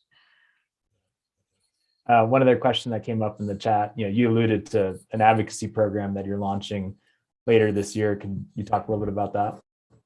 Oh boy, yeah, it's a meaty. Yeah, no, happy to share. It's just like, advocacy programs are quite meaty. So we, from day one, when I came on board, I realized that we don't really have a way in which we're communicating the benefit to customers of doing things with us. And then internally as well, people don't quite understand the value of what happens with a customer. So for example, if we're working with the sales team and they have a customer and we're asking them, hey, can we use this customer for XYZ? They might be a little more hesitant, but when we're showcasing what they're going to get out of it, they're way more willing to say, yes, use my customers. So when I think about longer term strategy and foundation building, what we need is these foundational elements first of creating this program. And then we can really open the funnel for recruiting new advocates. Like that's not where I am right now. I don't want more, people saying, yeah, I'll do a story. We don't necessarily need that, luckily. What we need is that structure around it. And so I'm even aligned, with our chief customer officer and our chief revenue officer. I had a conversation with them and said, what's the most important thing that, you want to make sure customer marketing tackles? And on the sales side, our sales leader said, I just want customers to feel like they're a part of something, when they do something, they're a part of it. And I'm like, an advocacy program, great. And that's what he means in our world, right? So there's a whole kind of can of worms that I can go into around the advocacy program, but we've created the blueprint now and it's very structured. And so happy to chat more about that at some point. Last question in a minute. I didn't prep you for this one, but with all the change happening in customer marketing, you look out 3 years from now or 2 years from now, what do you think is going to be some of the biggest shifts in the customer marketing world? We touched on it before, but I do think automation and the technology really needs to catch up with where we are. I think we're seeing this across the board. And it's kind of like it's what a lot of companies try to say when they're selling their own product. It's kind of like Amazoning it or whatever, but we need to automate and we need to make it more user-friendly. I think that there isn't the technology to support the growth of the customer marketing function. We really are a growing function and it's becoming more and more evident, I guess, in that way through, I think we were talking before and we saw that customer marketing is the number 3 fastest growing role across all jobs, right? Yeah, it's crazy. Tech jobs. And that's right behind, COVID vaccine person. Right. Right. So yeah, I think if we can see more technologies, but even things like, this summit, it's still like behind in that way as well, in terms of there aren't many organizations around it. There aren't that many events around customer marketing. There's a lot of one-off things. We've seen a lot of other functions like product marketing, for example, kind of take the next step. And what I've said this before, but I think customer marketers are the next CMOs and the next CEOs, because we have that purview of what's going on, for one, with the customer. We know how to tell the customer story. We know what's going on with them. And we're so cross-functional. We work with almost every single department. So I think we'll see, and I hope to see customer marketers step into those more senior roles, because in the past, I think product marketing was that. And I'm like, move over product marketing, like customer marketing. So that's cool. Well, it's Yeah. a great time to be a customer marketer, it sounds like. I truly think so. And I always say that I think we have the best job within the organization. We're working with happy customers. We're, getting to help people kind of grow in their career. We're telling stories. We're basically just trying to make people feel good and build relationships. So obviously there's a lot of stress that comes along with it, a lot of strategy that you need to put into place and execution clearly. But I don't know. I think that we're in a really good position right now. Awesome. Well, thank you so much, Charlotte, for sharing your insight. If folks want to connect with us, and they can ping you or me on LinkedIn, and we'd love to share more Data points and things like that. So I'm definitely happy to chat a little bit more with anyone about content strategy or customer marketing in general. Thanks, folks. We'll see you later. Bye-bye. Thank you.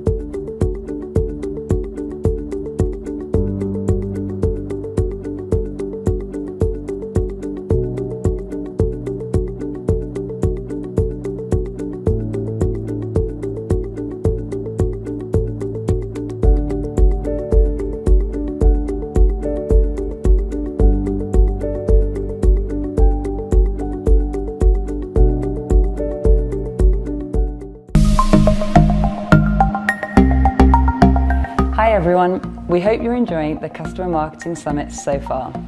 Just before we jump into the next session, we're so excited to announce the launch of Customer Marketing Core Certified. With 55 chapters and 13 modules alongside fireside chats with contributors from Lessonly, Qualtrics, Hotjar, PitchBook and more, we guarantee you'll receive all the actionable learnings you need to embody your customers and elevate your role. This certification will equip you with knowledge of the most up-to-date customer marketing trends and includes modules on personas, cross-selling and upselling, advocacy and community, storytelling, engagement and retention, just to name a few. Our brand new course will be launching on April 27th, so be sure to pre-register now to save $100. I'll be posting the link in the comments, so keep your eyes peeled. But for now, back to the Customer Marketing Summit. According to Forrester, high-performing organizations are 3 times more likely to report a significantly greater investment in customer marketing. So what's the size and makeup of your customer marketing team? Whatever it is, this session is going to help you. Hi, welcome to our panel discussion today. We're talking about building and structuring your team for success. My name's Chad Mack, with Director of Customer Marketing at Dell Technologies. I'm joined today by my co-panelists, Annalisa and Elizabeth, and we're excited to share some of our key learnings with you. And so why don't we just jump right in? Annalisa, you want to introduce yourself and we'll kind of go from there? Yeah. Hi, everyone. I'm Annalisa Ariano. I'm head of customer marketing at Filevine. I'm the first ever customer marketing hire here and have just started to recently build out a team, and I'm based in Salt Lake City, Utah. And hello, everyone. Elizabeth Raffa. I'm in charge of customer marketing at HackerOne, where we are helping the world build a safer internet by giving organizations access to the largest global community of ethical hackers. Based in Denver, Colorado. I've been with the company for just over a year. But I've been working in marketing for a long time with organizations from global consultancies to pre-Series A startups. And then I landed in cybersecurity about 4 years ago and have spent the last 3 years in customer marketing. I'm really glad to be here with you both today and looking forward to our discussion. Yay, it's so good to talk to you guys. And I'm just honestly pleased that we can have this discussion with such a range of us in different industries, right? So as I mentioned, my name is Chad Mack. I work for Dell Technologies. I manage a team of customer marketers. We're focused on Dell's enterprise business products and solutions. So think of Dell's rugged laptops all the way up through Dell's cloud offerings or servers or storage offers and the like. So it's a pretty broad portfolio that my team covers. I have 12 folks that are in my immediate team. And we'll share today a few of those, the way I structured that team and thought through that when I formed it. I've been with Dell for about 2 years. I'm based out of Seattle, Washington. And yeah, I have a real passion for marketing, and particularly using the great insight that your customers can provide when you do storytelling in that way, right? So yeah, today's discussion should be great. Before we jump in, let's just talk through kind of the discussion areas that I think the team and I had talked through. And we'll first kind of define what we think customer marketing is, and you'll hear our perspectives. We'll talk a little bit about process and what we've learned about running the business and in a customer marketing kind of organization. We'll talk a bit about stakeholders and partnering for success with them. Measuring success is really important, and it is to the three of us, and we'll share some tips there. And then last, people, right? The talent in your teams, and ensuring that you form your team in such a way that those folks have opportunities to grow and be successful in their careers. That's a really important nuance as you build out your team. So I want to make sure to touch on that. Okay, so let's start first with a discussion around defining customer marketing. It means so many things to different folks. In our industry, it's broadly not even defined, I would say. I talk to so many different people in different roles, I think of it differently. So why don't we as a panel first kind of talk about what customer marketing entails at our organization? And perhaps I'll lead with this question, and then Annalisa, I'll turn it over to you. Customer marketing at Dell is kind of it's a function that's existed for many, many years. And its origin was referencing, right? And I think referencing is a transactional kind of more of a historic approach to a customer buys something. After they're happy, you ask them to do something on your behalf. And we shifted away from that, several years ago, and my team is no different. And my charter is that we took a co-marketing posture with our customers. So customers have so much that they can share with our other customers, but with ourselves as well. And so, yes, we tell stories with our customers. Yes, we'll partner them up with analysts and media and the like, but it's really coming from a place of the customers work with us on their solutions and their implementations. We want to learn from them in that process, incorporate them into beta programs, customer advisory boards, and that organically should turn into opportunities to co-tell our stories and then kind of develop that wheel of advocacy. So that's how we approach it here at Dell. But Annalisa, what are your thoughts on that? Yeah, I really like that approach, and I love your role. It sounds really fun. I'm tuning in from a Dell laptop right now. Yeah. So customer marketing at Filevine. Filevine is a legal tech software company. And again, being the first ever customer marketing hire here, I've really been building the program from the ground up. So core responsibilities are a little bit of everything, from customer events like CABs and user groups to even the annual client conference, content like case studies and testimonials, the customer reference program. We also have a customer referral program or an affiliate type of program, and then the user community as well. So I know the community is a little bit unique for some customer marketing organizations, but that does fall under some organizations, but that does fall under customer marketing for Filevine. And it's actually one of my favorite parts of the role.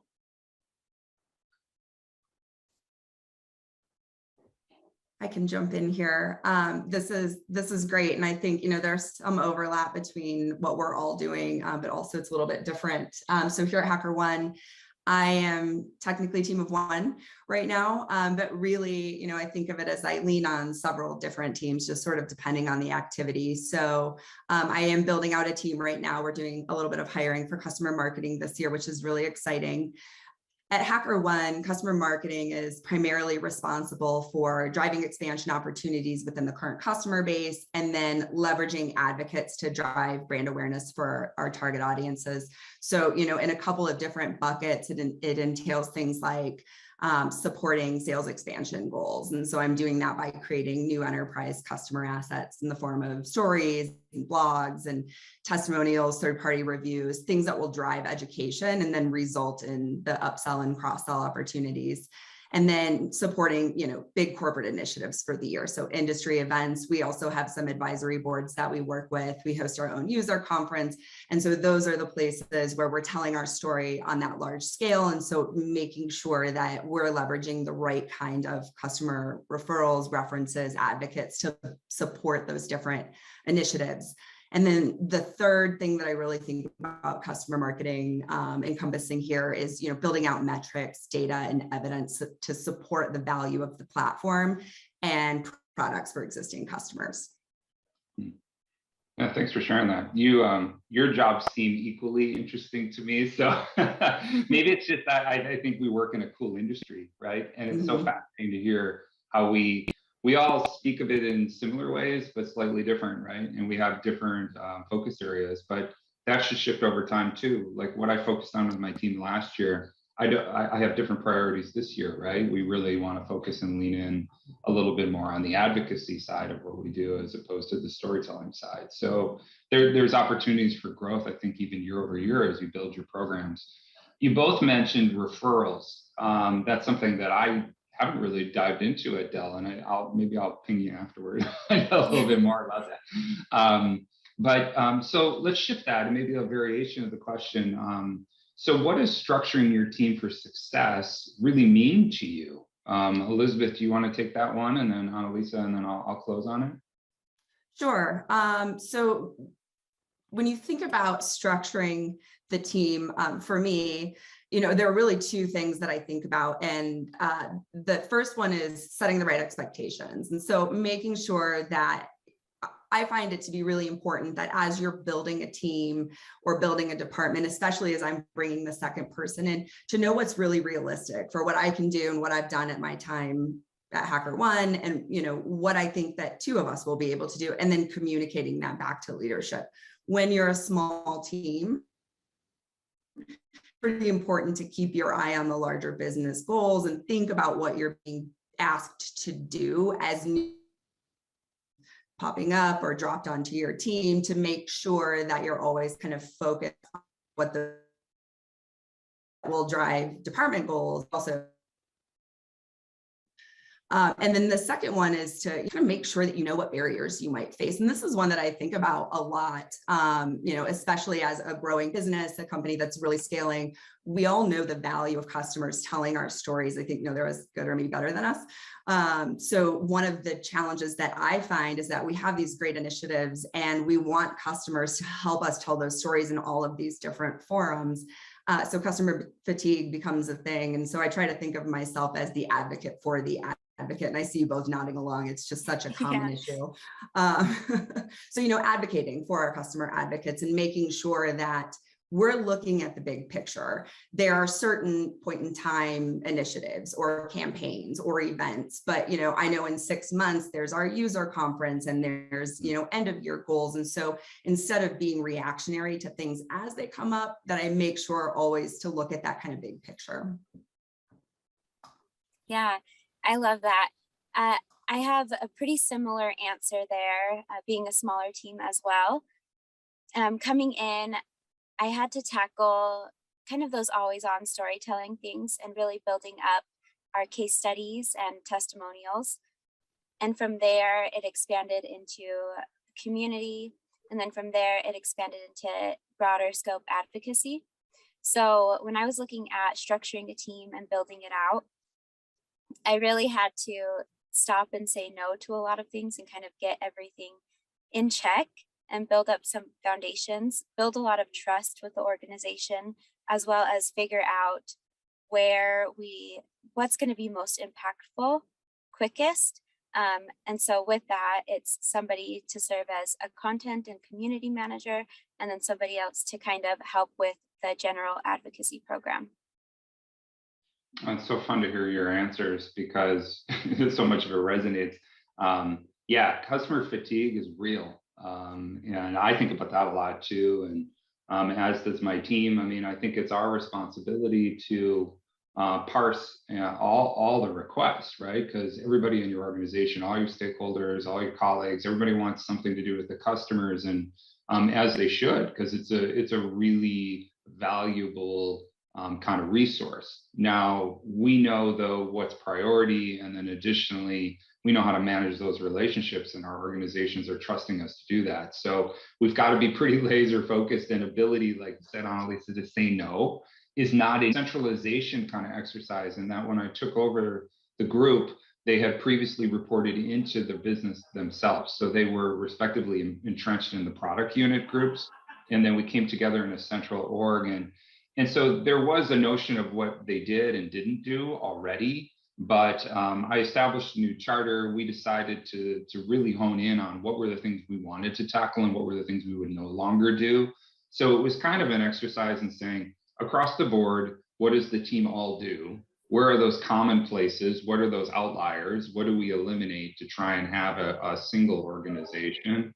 And then what are the KPIs that we stand up to achieve that? And it wasn't a lot of decision in terms of, well, how do I structure the business? Because the business just needed to be structured in a way that I did tweak it over time, right? And when we get into the people portion of this conversation, I'll share a little bit more about building in team leads and making sure that the people in your organization have a chance to learn and grow. That as I created the organization. But okay, well, really good discussion. Let's transition now. Can we talk about kind of the process, of our business and what it looks like to run the business? I know a lot of stakeholders and executives alike are always asking, what's the value of the customer marketing programs, right? How do we, in many cases, if we need more resources, or if we want to expand our program, or if we feel like there are strategic error, right? So I guess that would be a question that I'll tease for you, Elizabeth. How do you show the value of customer marketing, at HackerOne? And you've spoken about more resources coming. How did you kind of use that value to position yourself for that request? So I think there are a lot of ways you can do this. And for HackerOne, it really, depends on the OKRs that, I'm tracking towards. For me, within a matter of months of joining the company, I was able to take all the data tracking and analysis that I was doing, share that information with the broader company, and sort of justify that second hire, which was fantastic. The way I did this was really just simply taking the volume of marketing activities that were requiring time and attention, putting that information into a database, and then sharing out monthly reports. What that enabled me to do was show that I was spending about 35% of my time just making connections in email and Slack for various customer marketing needs. Then I took that output, which were the completed advocate activities, which we tie back to ARR or other metrics internally. And I could show that the value that I was influencing in upsell, expansion, and referral opportunities really justified the need for another team. If I'm getting X value of my time with 35% of my time invested, then it's pretty easy to think that if you can double that relatively easy with another person, and then you have the ability for the leader of the team to be focusing on more strategic activities, long-term strategy, meeting more demand from the team, we can help scale the business. And so, for us, that worked out pretty well.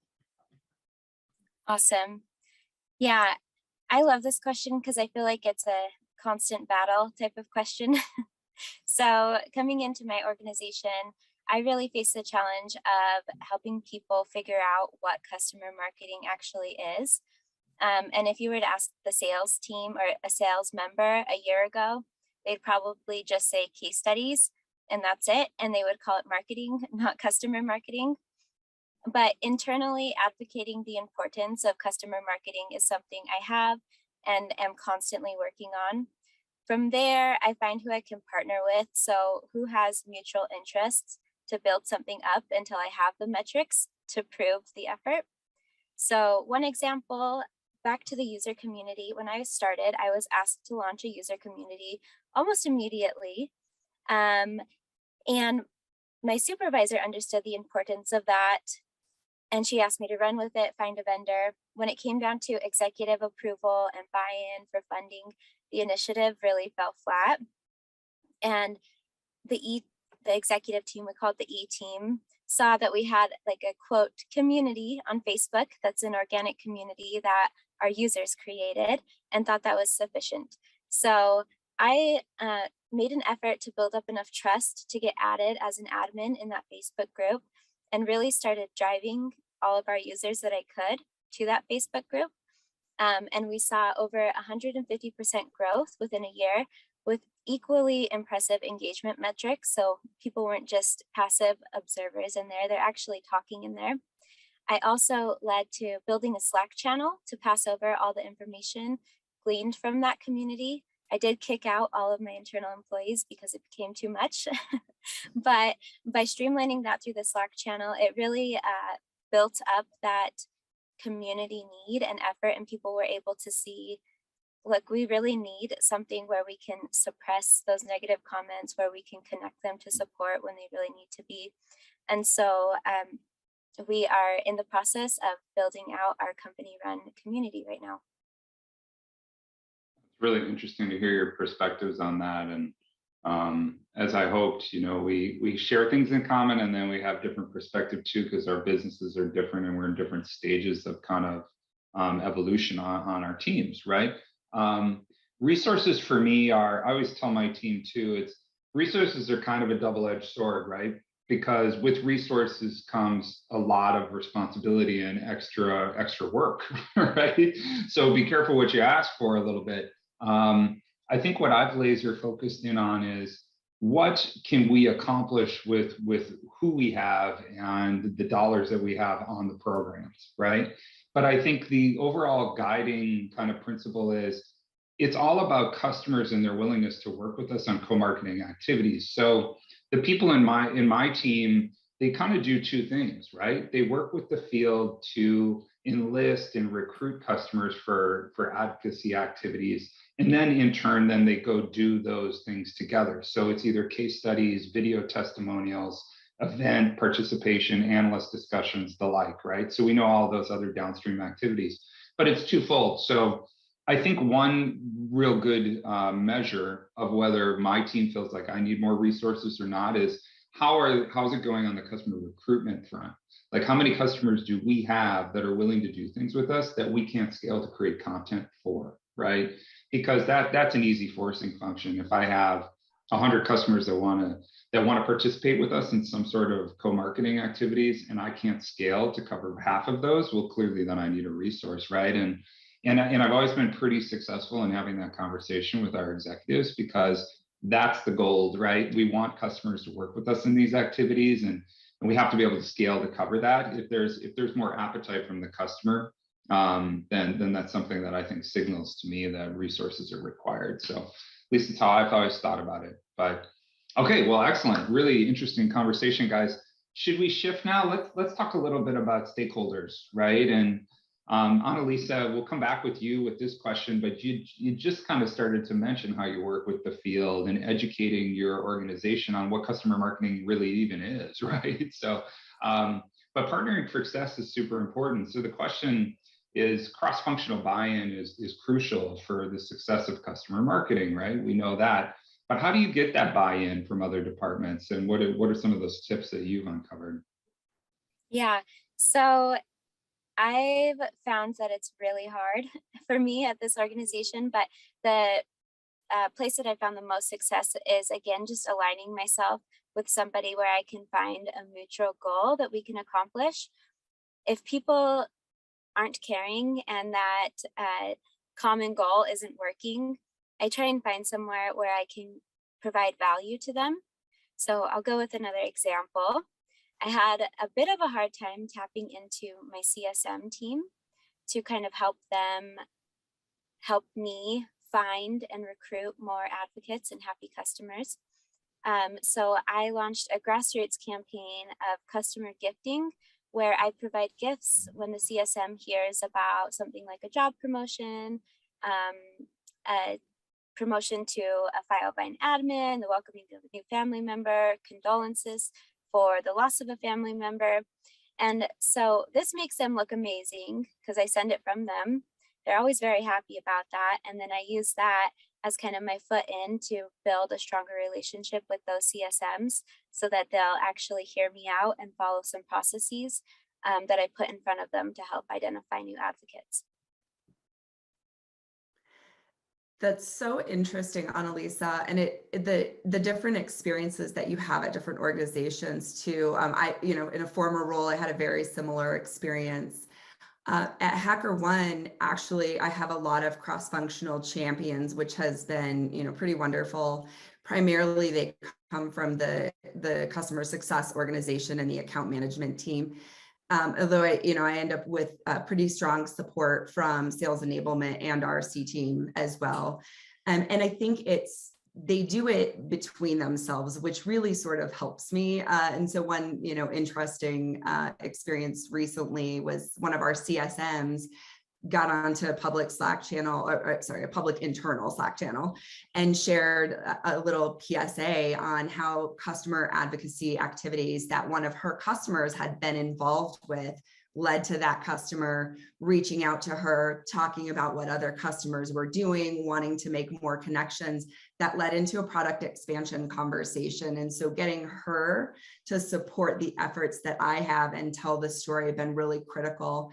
I set meetings with a few different teams on a bi-weekly or a monthly basis, specifically within account management who manage our internal sales, to make sure that I'm planning for sales efforts correctly, that the customer assets that I'm creating are being shared with her team at the right time, that they really understand the CTAs and the segments to reach out. So, I'm supporting all of their expansion efforts. And then demand gen too, I've worked team. What we found is that there's a lot of content on that team being created that's relevant for certain segments of our customer base. And so we join forces, streamline messages, get the right information with a consistent voice out to customers that even our prospects are seeing. And that also saves time, which is a nice little bonus. Yeah, I love getting time back. So at Dell, thanks for sharing that, guys. At Dell, it's really about partnering for success, I'd say, for us with the field, right? Because we need those nominations. We need to know where those happy customers are. Lots of big enterprise accounts, but within those organizations, there's so many different respective customers themselves that could become advocates, not just the brands, the people, right? So we lean so heavily on the field, and I know you guys do too, but for us, in terms of partnering for success and showing value, we've experimented this last year with kind of the legal agreement that we produce, and having customers sign off on the legal T's and C's, right, is super important, and that's often a barrier. So we've worked really hard with our field sellers to insert the legal kind of positioning at the start of the deal. So as opposed to field goes sells product, wait 6 months until you have implementation and a happy customer. What we would rather do is open that conversation earlier at the time of the sale, that we're interested in co-marketing activities, but we don't want to just tell the rosy, beautiful picture at the close of the implementation. We'd rather be with them throughout the course of their experience and then kind of understand their pain points and document those and share those in some way with some of our other users and other customers in the community, right? So getting the field bought in on those exercises has been interesting. I would say one way to really light it up is providing peer-to-peer kind of customer reference activities for your field sellers, right? They want to take those customers and partner them up with their other customer prospects to provide that credibility. And there's no better way to provide credibility than have a customer who's going through an implementation that's willing to talk that through with another prospect, right? So we found a little success in doing that as well. But all right, so shifting gears again, measuring success. And I love this section because, I don't know, I'm kind of nerdy. I really love key performance indicators. I love measuring kind of how the work that we do performs. I like adding value back to the business. So the question, I guess, for the group, and I'll go first, is what are your top KPIs for your customer marketing program at your organization? And for me, I kind of measure it in two ways. I think about the pipeline, right? So we're creating assets in mainly we do a lot of things and a lot of activities with customers, but the lion's share of what we spend our money on is creating case studies, creating video assets, creating social digital copy and content and creative that then gets reach.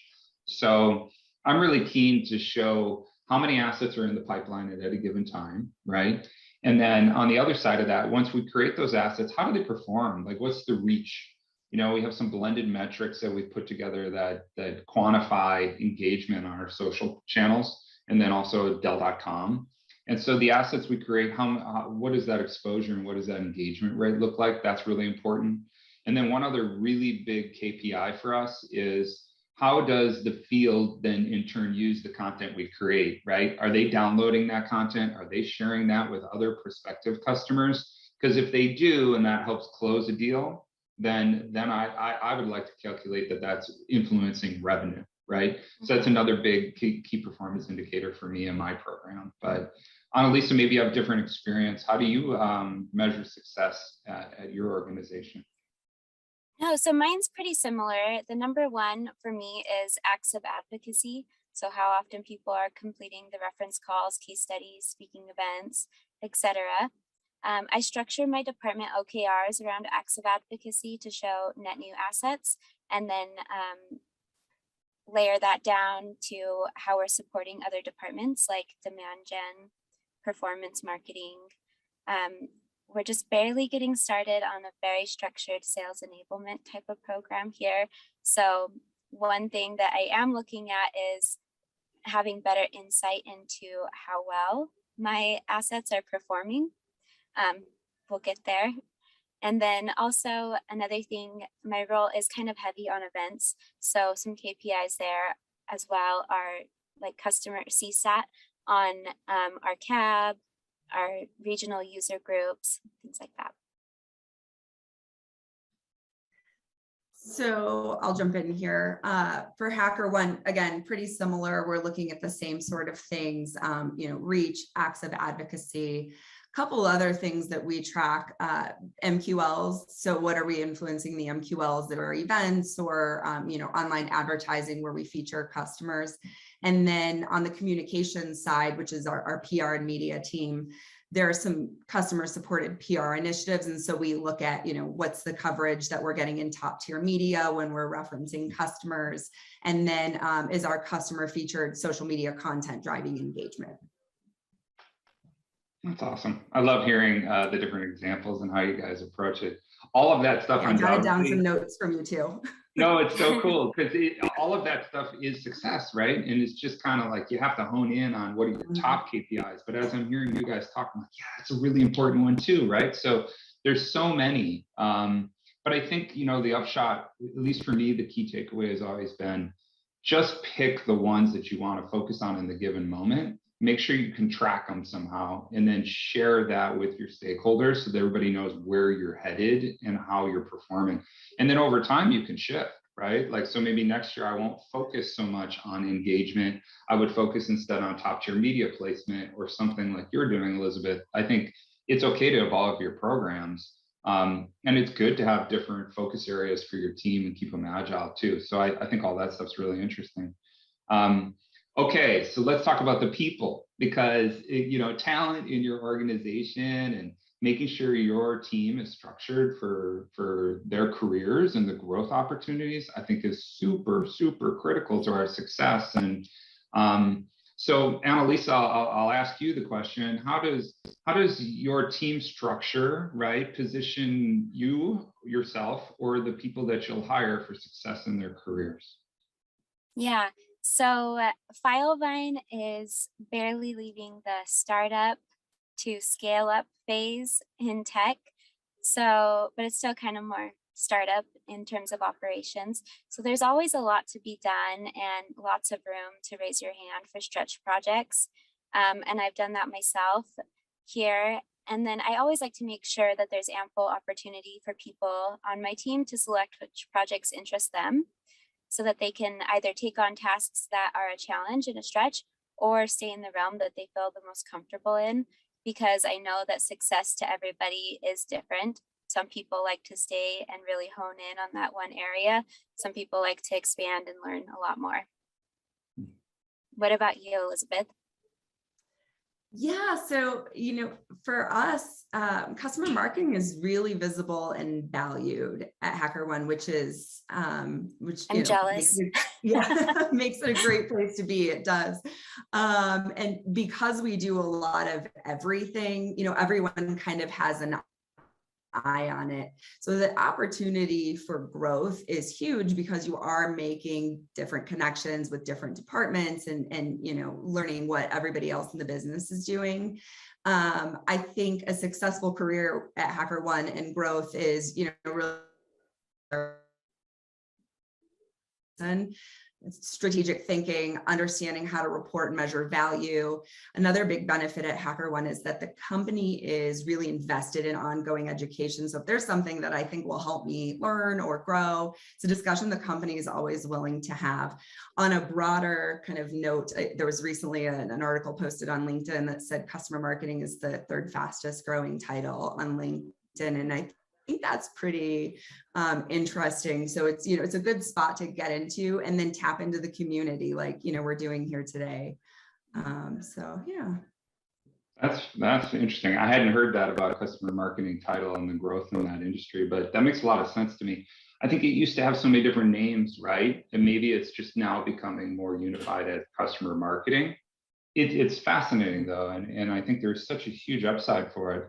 At Dell, with my team and the size, when I formed the team, I took care to create kind of a substructure because I have 12 different people, so I needed a leadership kind of a leadership level, and so I formed a leadership staff, and so kind of narrowing the scope and then giving leadership opportunities to each of those respective people for the other folks in the organization. And I thought that was really important. But then you also mentioned stretch activities, other things. There's always so many things we can do to better connect what my team does into, say, like the analyst team, into the PR team, into the social media team, right? Into the field marketers. So there's so many different cross responsibilities, and pretty much everybody on my team has some exposure opportunity to other organizations. So that's been really fruitful too. And then mixing it up, I would say, like, I kind of shuffled the deck, gave people opportunities to work on different product sets,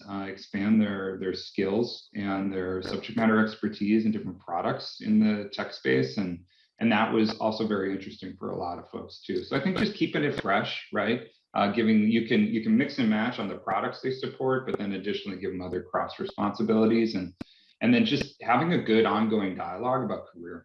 I know we all have performance cycles and we have coaching and the like, but that I think is just so key. So, all right, well, we're almost wrapping here. So let's just do our final kind of closing round if we can, and maybe a lightning round of questions for each of you guys, and then we'll kind of close. But what's the number one tip, Annalisa, we'll start with you, for customer marketers that you'd leave us with today?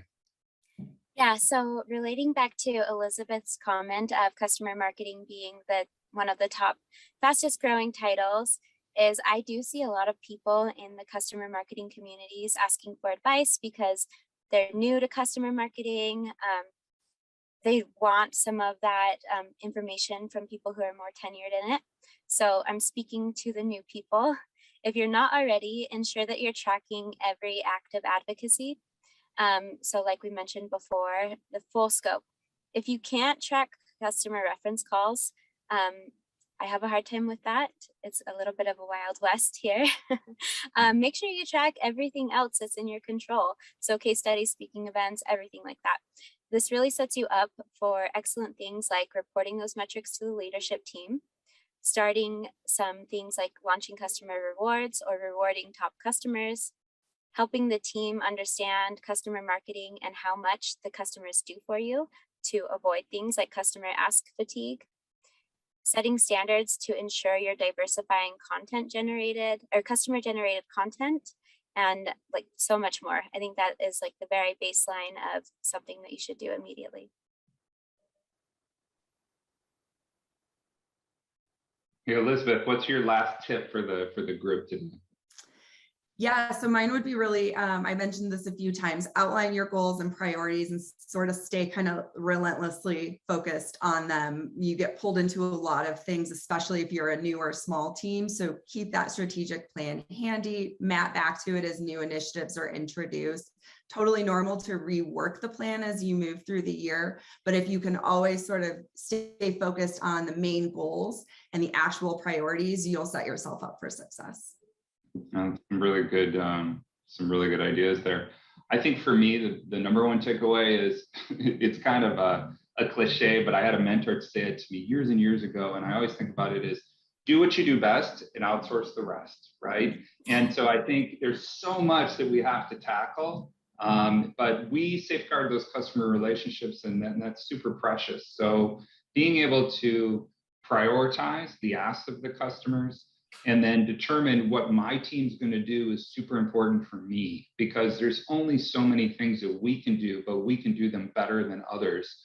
And then where do I pull in my product marketing peers? Where do I pull in the field marketing peers? Where do I pull in the social media teams to lead out on things once we have a customer kind of solidified to do some advocacy kind of activities? So I've learned that over the years, and I think I always lead with that kind of in mind. But all right, well, that's kind of it for today. I'd like to say thank you to PMA, right, for allowing us to have this great discussion today. I'd like to say thank you to Annalisa and Elizabeth. You guys, it's been a pleasure talking to you and getting to know you and learning from you guys. And also thank everyone who tuned in today and had a chance to listen.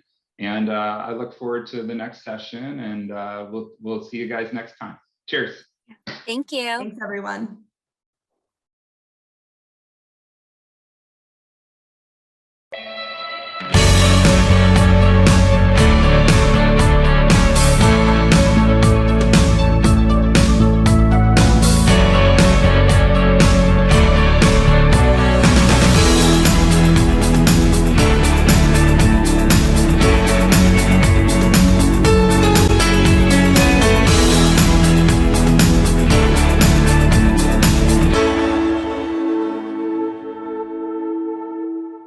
As the only 100% native reference management app for Salesforce, our solution lives where your salespeople live.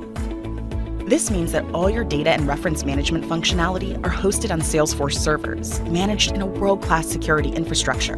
There's just one familiar interface to use, which accelerates user adoption. Centralize all your reference assets. Search for relevant accounts and customer content. Automate reference account and content suggestions, the request process, and more. So say goodbye to that reference goat rodeo and say hello to Reference Edge.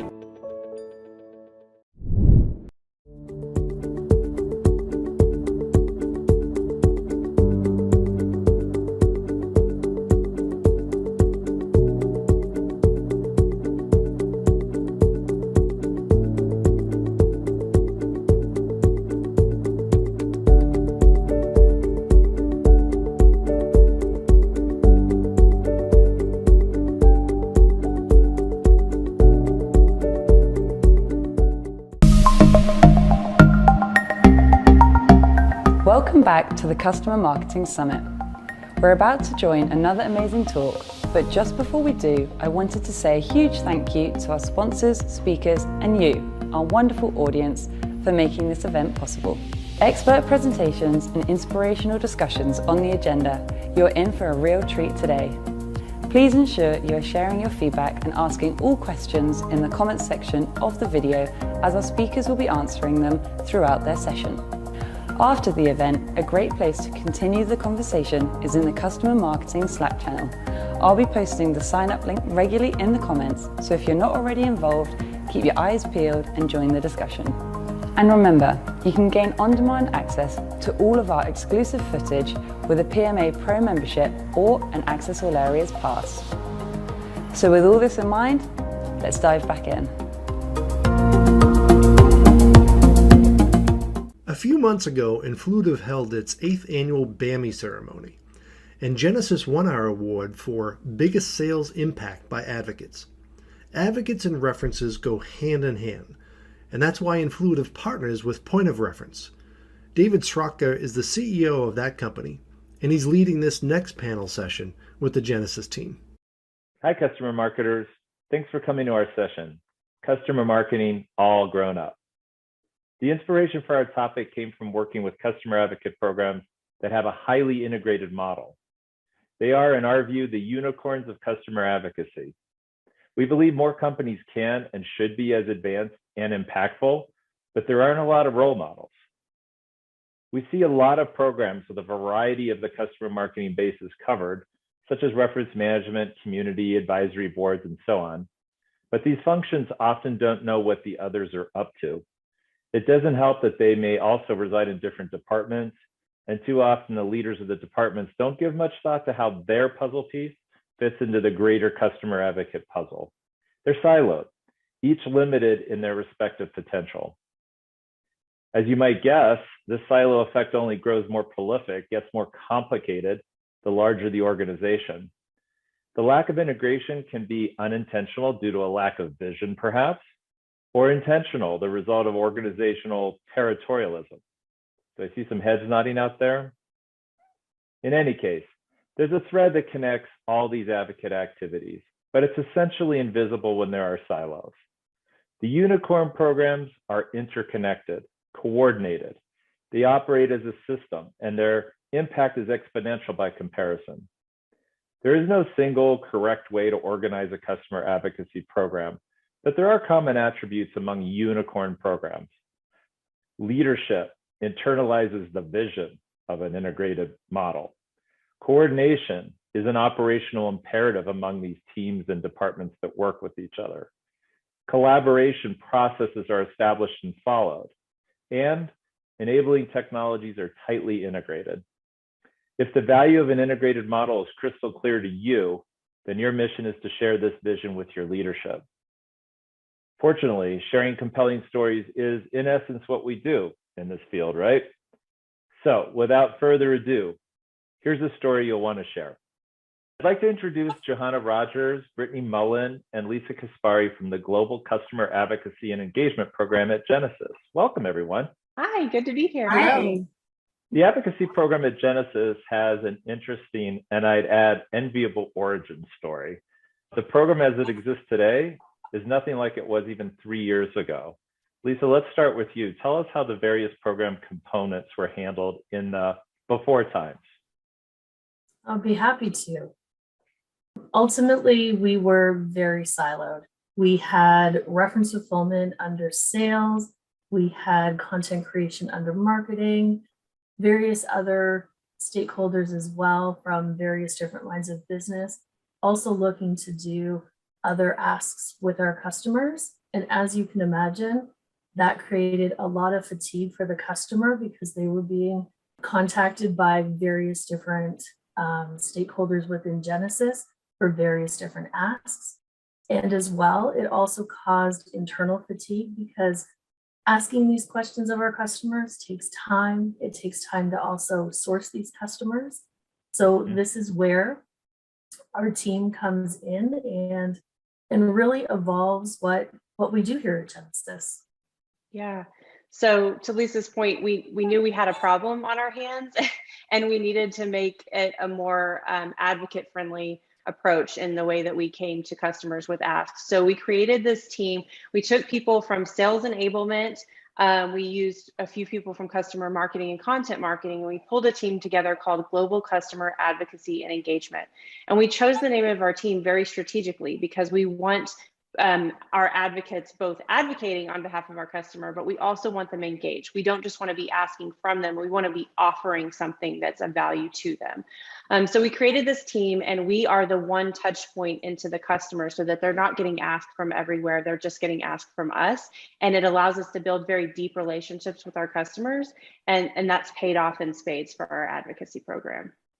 Great. So let's start with an overview of how the program is organized and staffed today. Brittany, why don't we start with you? Sure. So like I said, the name of our team is Global Customer Advocacy and Engagement.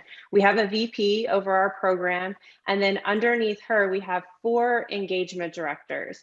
And we'll go into a little bit more depth about what this engagement director role is, but at a high level, we are aligned to a set of between 30 and 50 strategic accounts for the company within our territories. So we have someone West, Central, and East US. We have LATAM, EMEA, Canada, and then public sector covered within our team. And we are an extension of the account teams. We work with sales, we work with CSMs, we are in the QBRs, we are in front of the customer, and they see us as part of the account team, just like the other members. And we're making sure that the experience that they have, both from a marketing perspective and then a product and executive access perspective, is just stellar. Also on our team, we have a customer stories manager. This person's responsible for case studies, videos, all those typical public facing assets that you would expect to come out of a customer marketing team.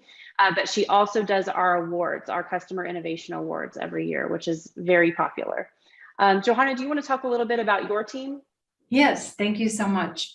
So on my team, we have a couple of people who are dedicated to our Voice of the Customer programs. So those would entail things like customer roundtables, our user groups, focus groups, advisory boards, any types of programs where we are really collecting feedback from our customers and really getting their perspective and hearing their voice.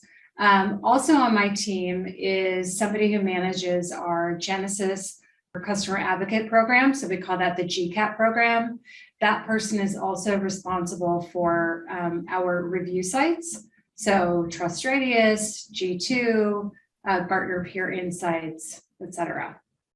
And then Lisa, do you want to talk about your role as well as our other person that handles references? Absolutely. So I manage our global reference program.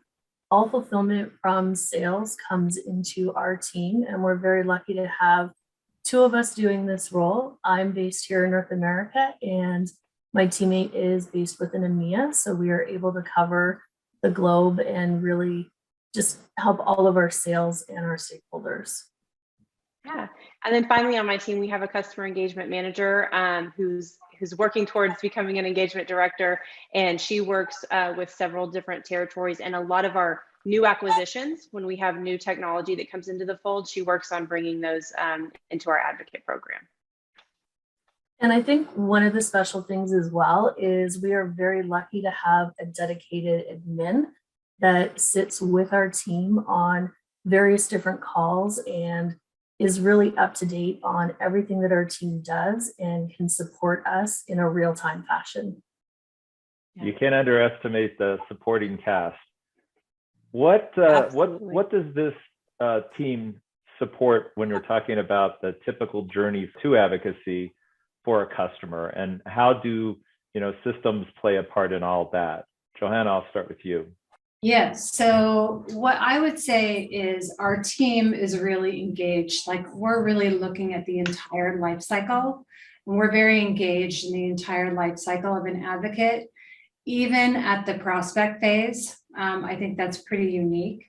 So I would say, like, as we are looking at them and engaging with them as they are prospects, we are looking at things like perhaps they are doing reference calls with us, or they're going to the review sites and gathering information and that sort of thing.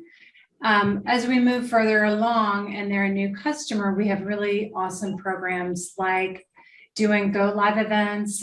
Also, one of the things that I really like to do with my new advocates is getting them involved with their peers. So looking at user groups or roundtables. And then we also can begin to look at kind of a deeper advocacy and engagement with them through the engagement plan, which I'll get into a little bit more. But then as we look to do activities with them on a more regular cadence, a more predictable and a deeper engagement with them in things like case studies, webinars, and speaking with press and analysts. And then I'll let Lisa get into kind of the underlying foundation and systems that we use to kind of help support some of those activities. Absolutely. So really all of our programs, we wouldn't be able to track and have meaningful metrics if it wasn't for the tech stack that we have. For example, our reference management platform, our CRM, our advocacy hub, even our project management tools, along with the CSM tools.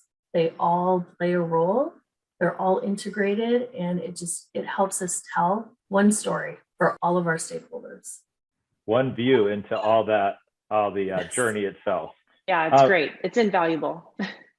Brittany started to describe the engagement director role, and I find this really interesting, how I almost think of the engagement director as the glue amongst all these different stakeholders in the organization. They have, of course, the high value relationships they manage. They also seem to play a role as an ambassador for the program. They're sort of the conduits to their assigned customers. They're a link to the executive team to keep them apprised of what's going on. Johanna, what else can you tell us about that role?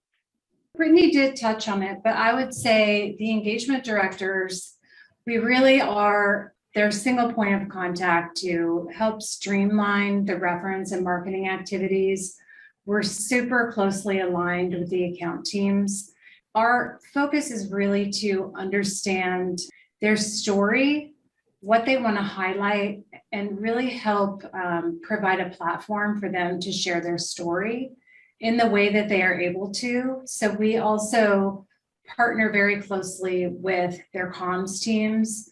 And as we kind of get into this customer example, one of the things that we do is this engagement plan. And so we would do this in conjunction with the customer, with their comms team.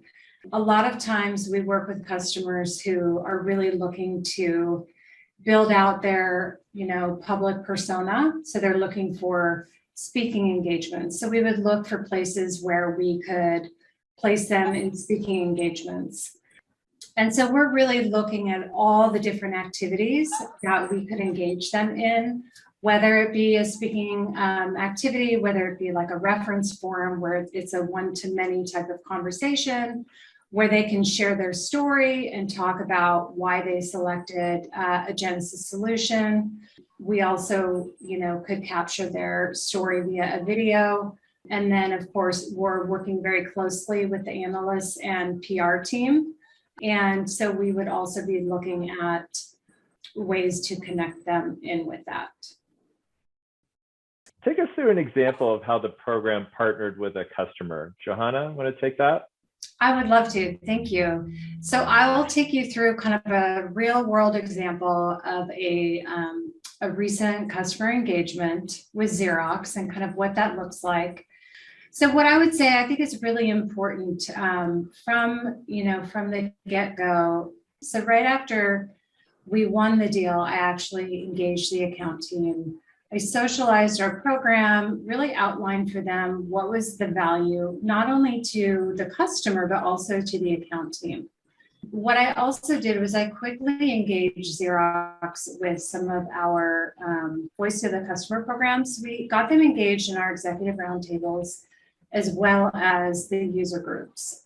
I think that's really important, not only because it helped connect them with their peers, but also to connect them with, for example, in our roundtables with our product executives, and to really just get them in those conversations with our executives and just really kind of entrenched with the product. Another thing that we do every year are the Customer Innovation Awards. I thought that they would be a really good candidate to submit a nomination, which they did, and they won, which was really fantastic. And then we really kind of capitalized on that. And with that, and also with a very cool opportunity we had, we sponsored an IndyCar race driver last year. We had an opportunity to feature some of our customers in a logo pass-through on the car. We happen to have an advocate here, Naresh Shankar, who is the CTO, who is an avid IndyCar fan. We were able to get them to participate in this IndyCar opportunity. We filmed an on-site video with them. We were able to take them to the races. We were able to really engage in a lot of different activities with them, just by being able to really kind of celebrate and capitalize on some things such as the CIA Awards, such as the IndyCar race. And through that, we really were able to deepen the relationship, As I said, we have a customer video with them. We created a success story with them. And we just really deepened and strengthened the relationship with the customer, which has just only grown from that point until now. I think what's really different is that you take a long haul approach with these customers. It's not transactional. It's not in the next 30 days. It's something that takes place over months, maybe years, which makes it quite attractive to a customer, I think, to have that kind of partnership. Definitely. Absolutely. Yep. Well, no company is going to take on an investment in a program like this without some clear benefits in mind. So what were the goals of this program, Lisa? How was it made attractive to executives? Honestly, we have so many different KPIs throughout the years, and really our overarching goal is really to provide that seamless experience for advocates and as well for our lines of business and stakeholders within Genesis. So that really is our goal. And really, how do we showcase that? We showcase that through all of our metrics and our dashboards. We have an example here of our acts of advocacy portion of our dashboard. But as you can imagine, that's really not the flashy piece. The flashy piece is the revenue influenced. That truly does show the value of what our team does and how we impact revenue for the company as a whole. Those are just two examples of metrics that we track. You can track metrics from your product lines, from your regions, from verticals. Really, truly, if you track it within your CRM environment, you can provide those metrics back out to your team to just really, truly highlight the success that your team does have and show the value of what your team does. Yeah. One thing I would add to on our first goal there, it may seem kind of like a soft goal, like how am I going to sell that into executives? And it is, but what we did is we were able to collect feedback from internal stakeholders and customers on how the current approach prior to our new team was not working for customers. And we weren't able to have long-term advocates, and we were seeing a lot of turnover in that program. And if you can show that it's not working, it makes it a lot easier to sell a program like this in. Well, everybody on this call will probably not have opportunities to co-sponsor in Formula One with a client, but regardless of scale, pulling off an integrated program assumes certain conditions exist and that certain elements are aligned. What would you say those conditions are from your experience? Brittany, why don't you start that one? Yeah, I can take that one. So we kind of bucketed this into key learnings and then tips and tricks. One of the key learnings is obviously alignment with sales and customer success. I think you absolutely have to have sales buy-in to support a program like this, because ultimately they're one of your primary stakeholders within the organization. They also become our biggest champions when we're able to pull some of this off with our advocates. They open their accounts up to us and trust us with those customers. So you've got to have buy-in from the top down.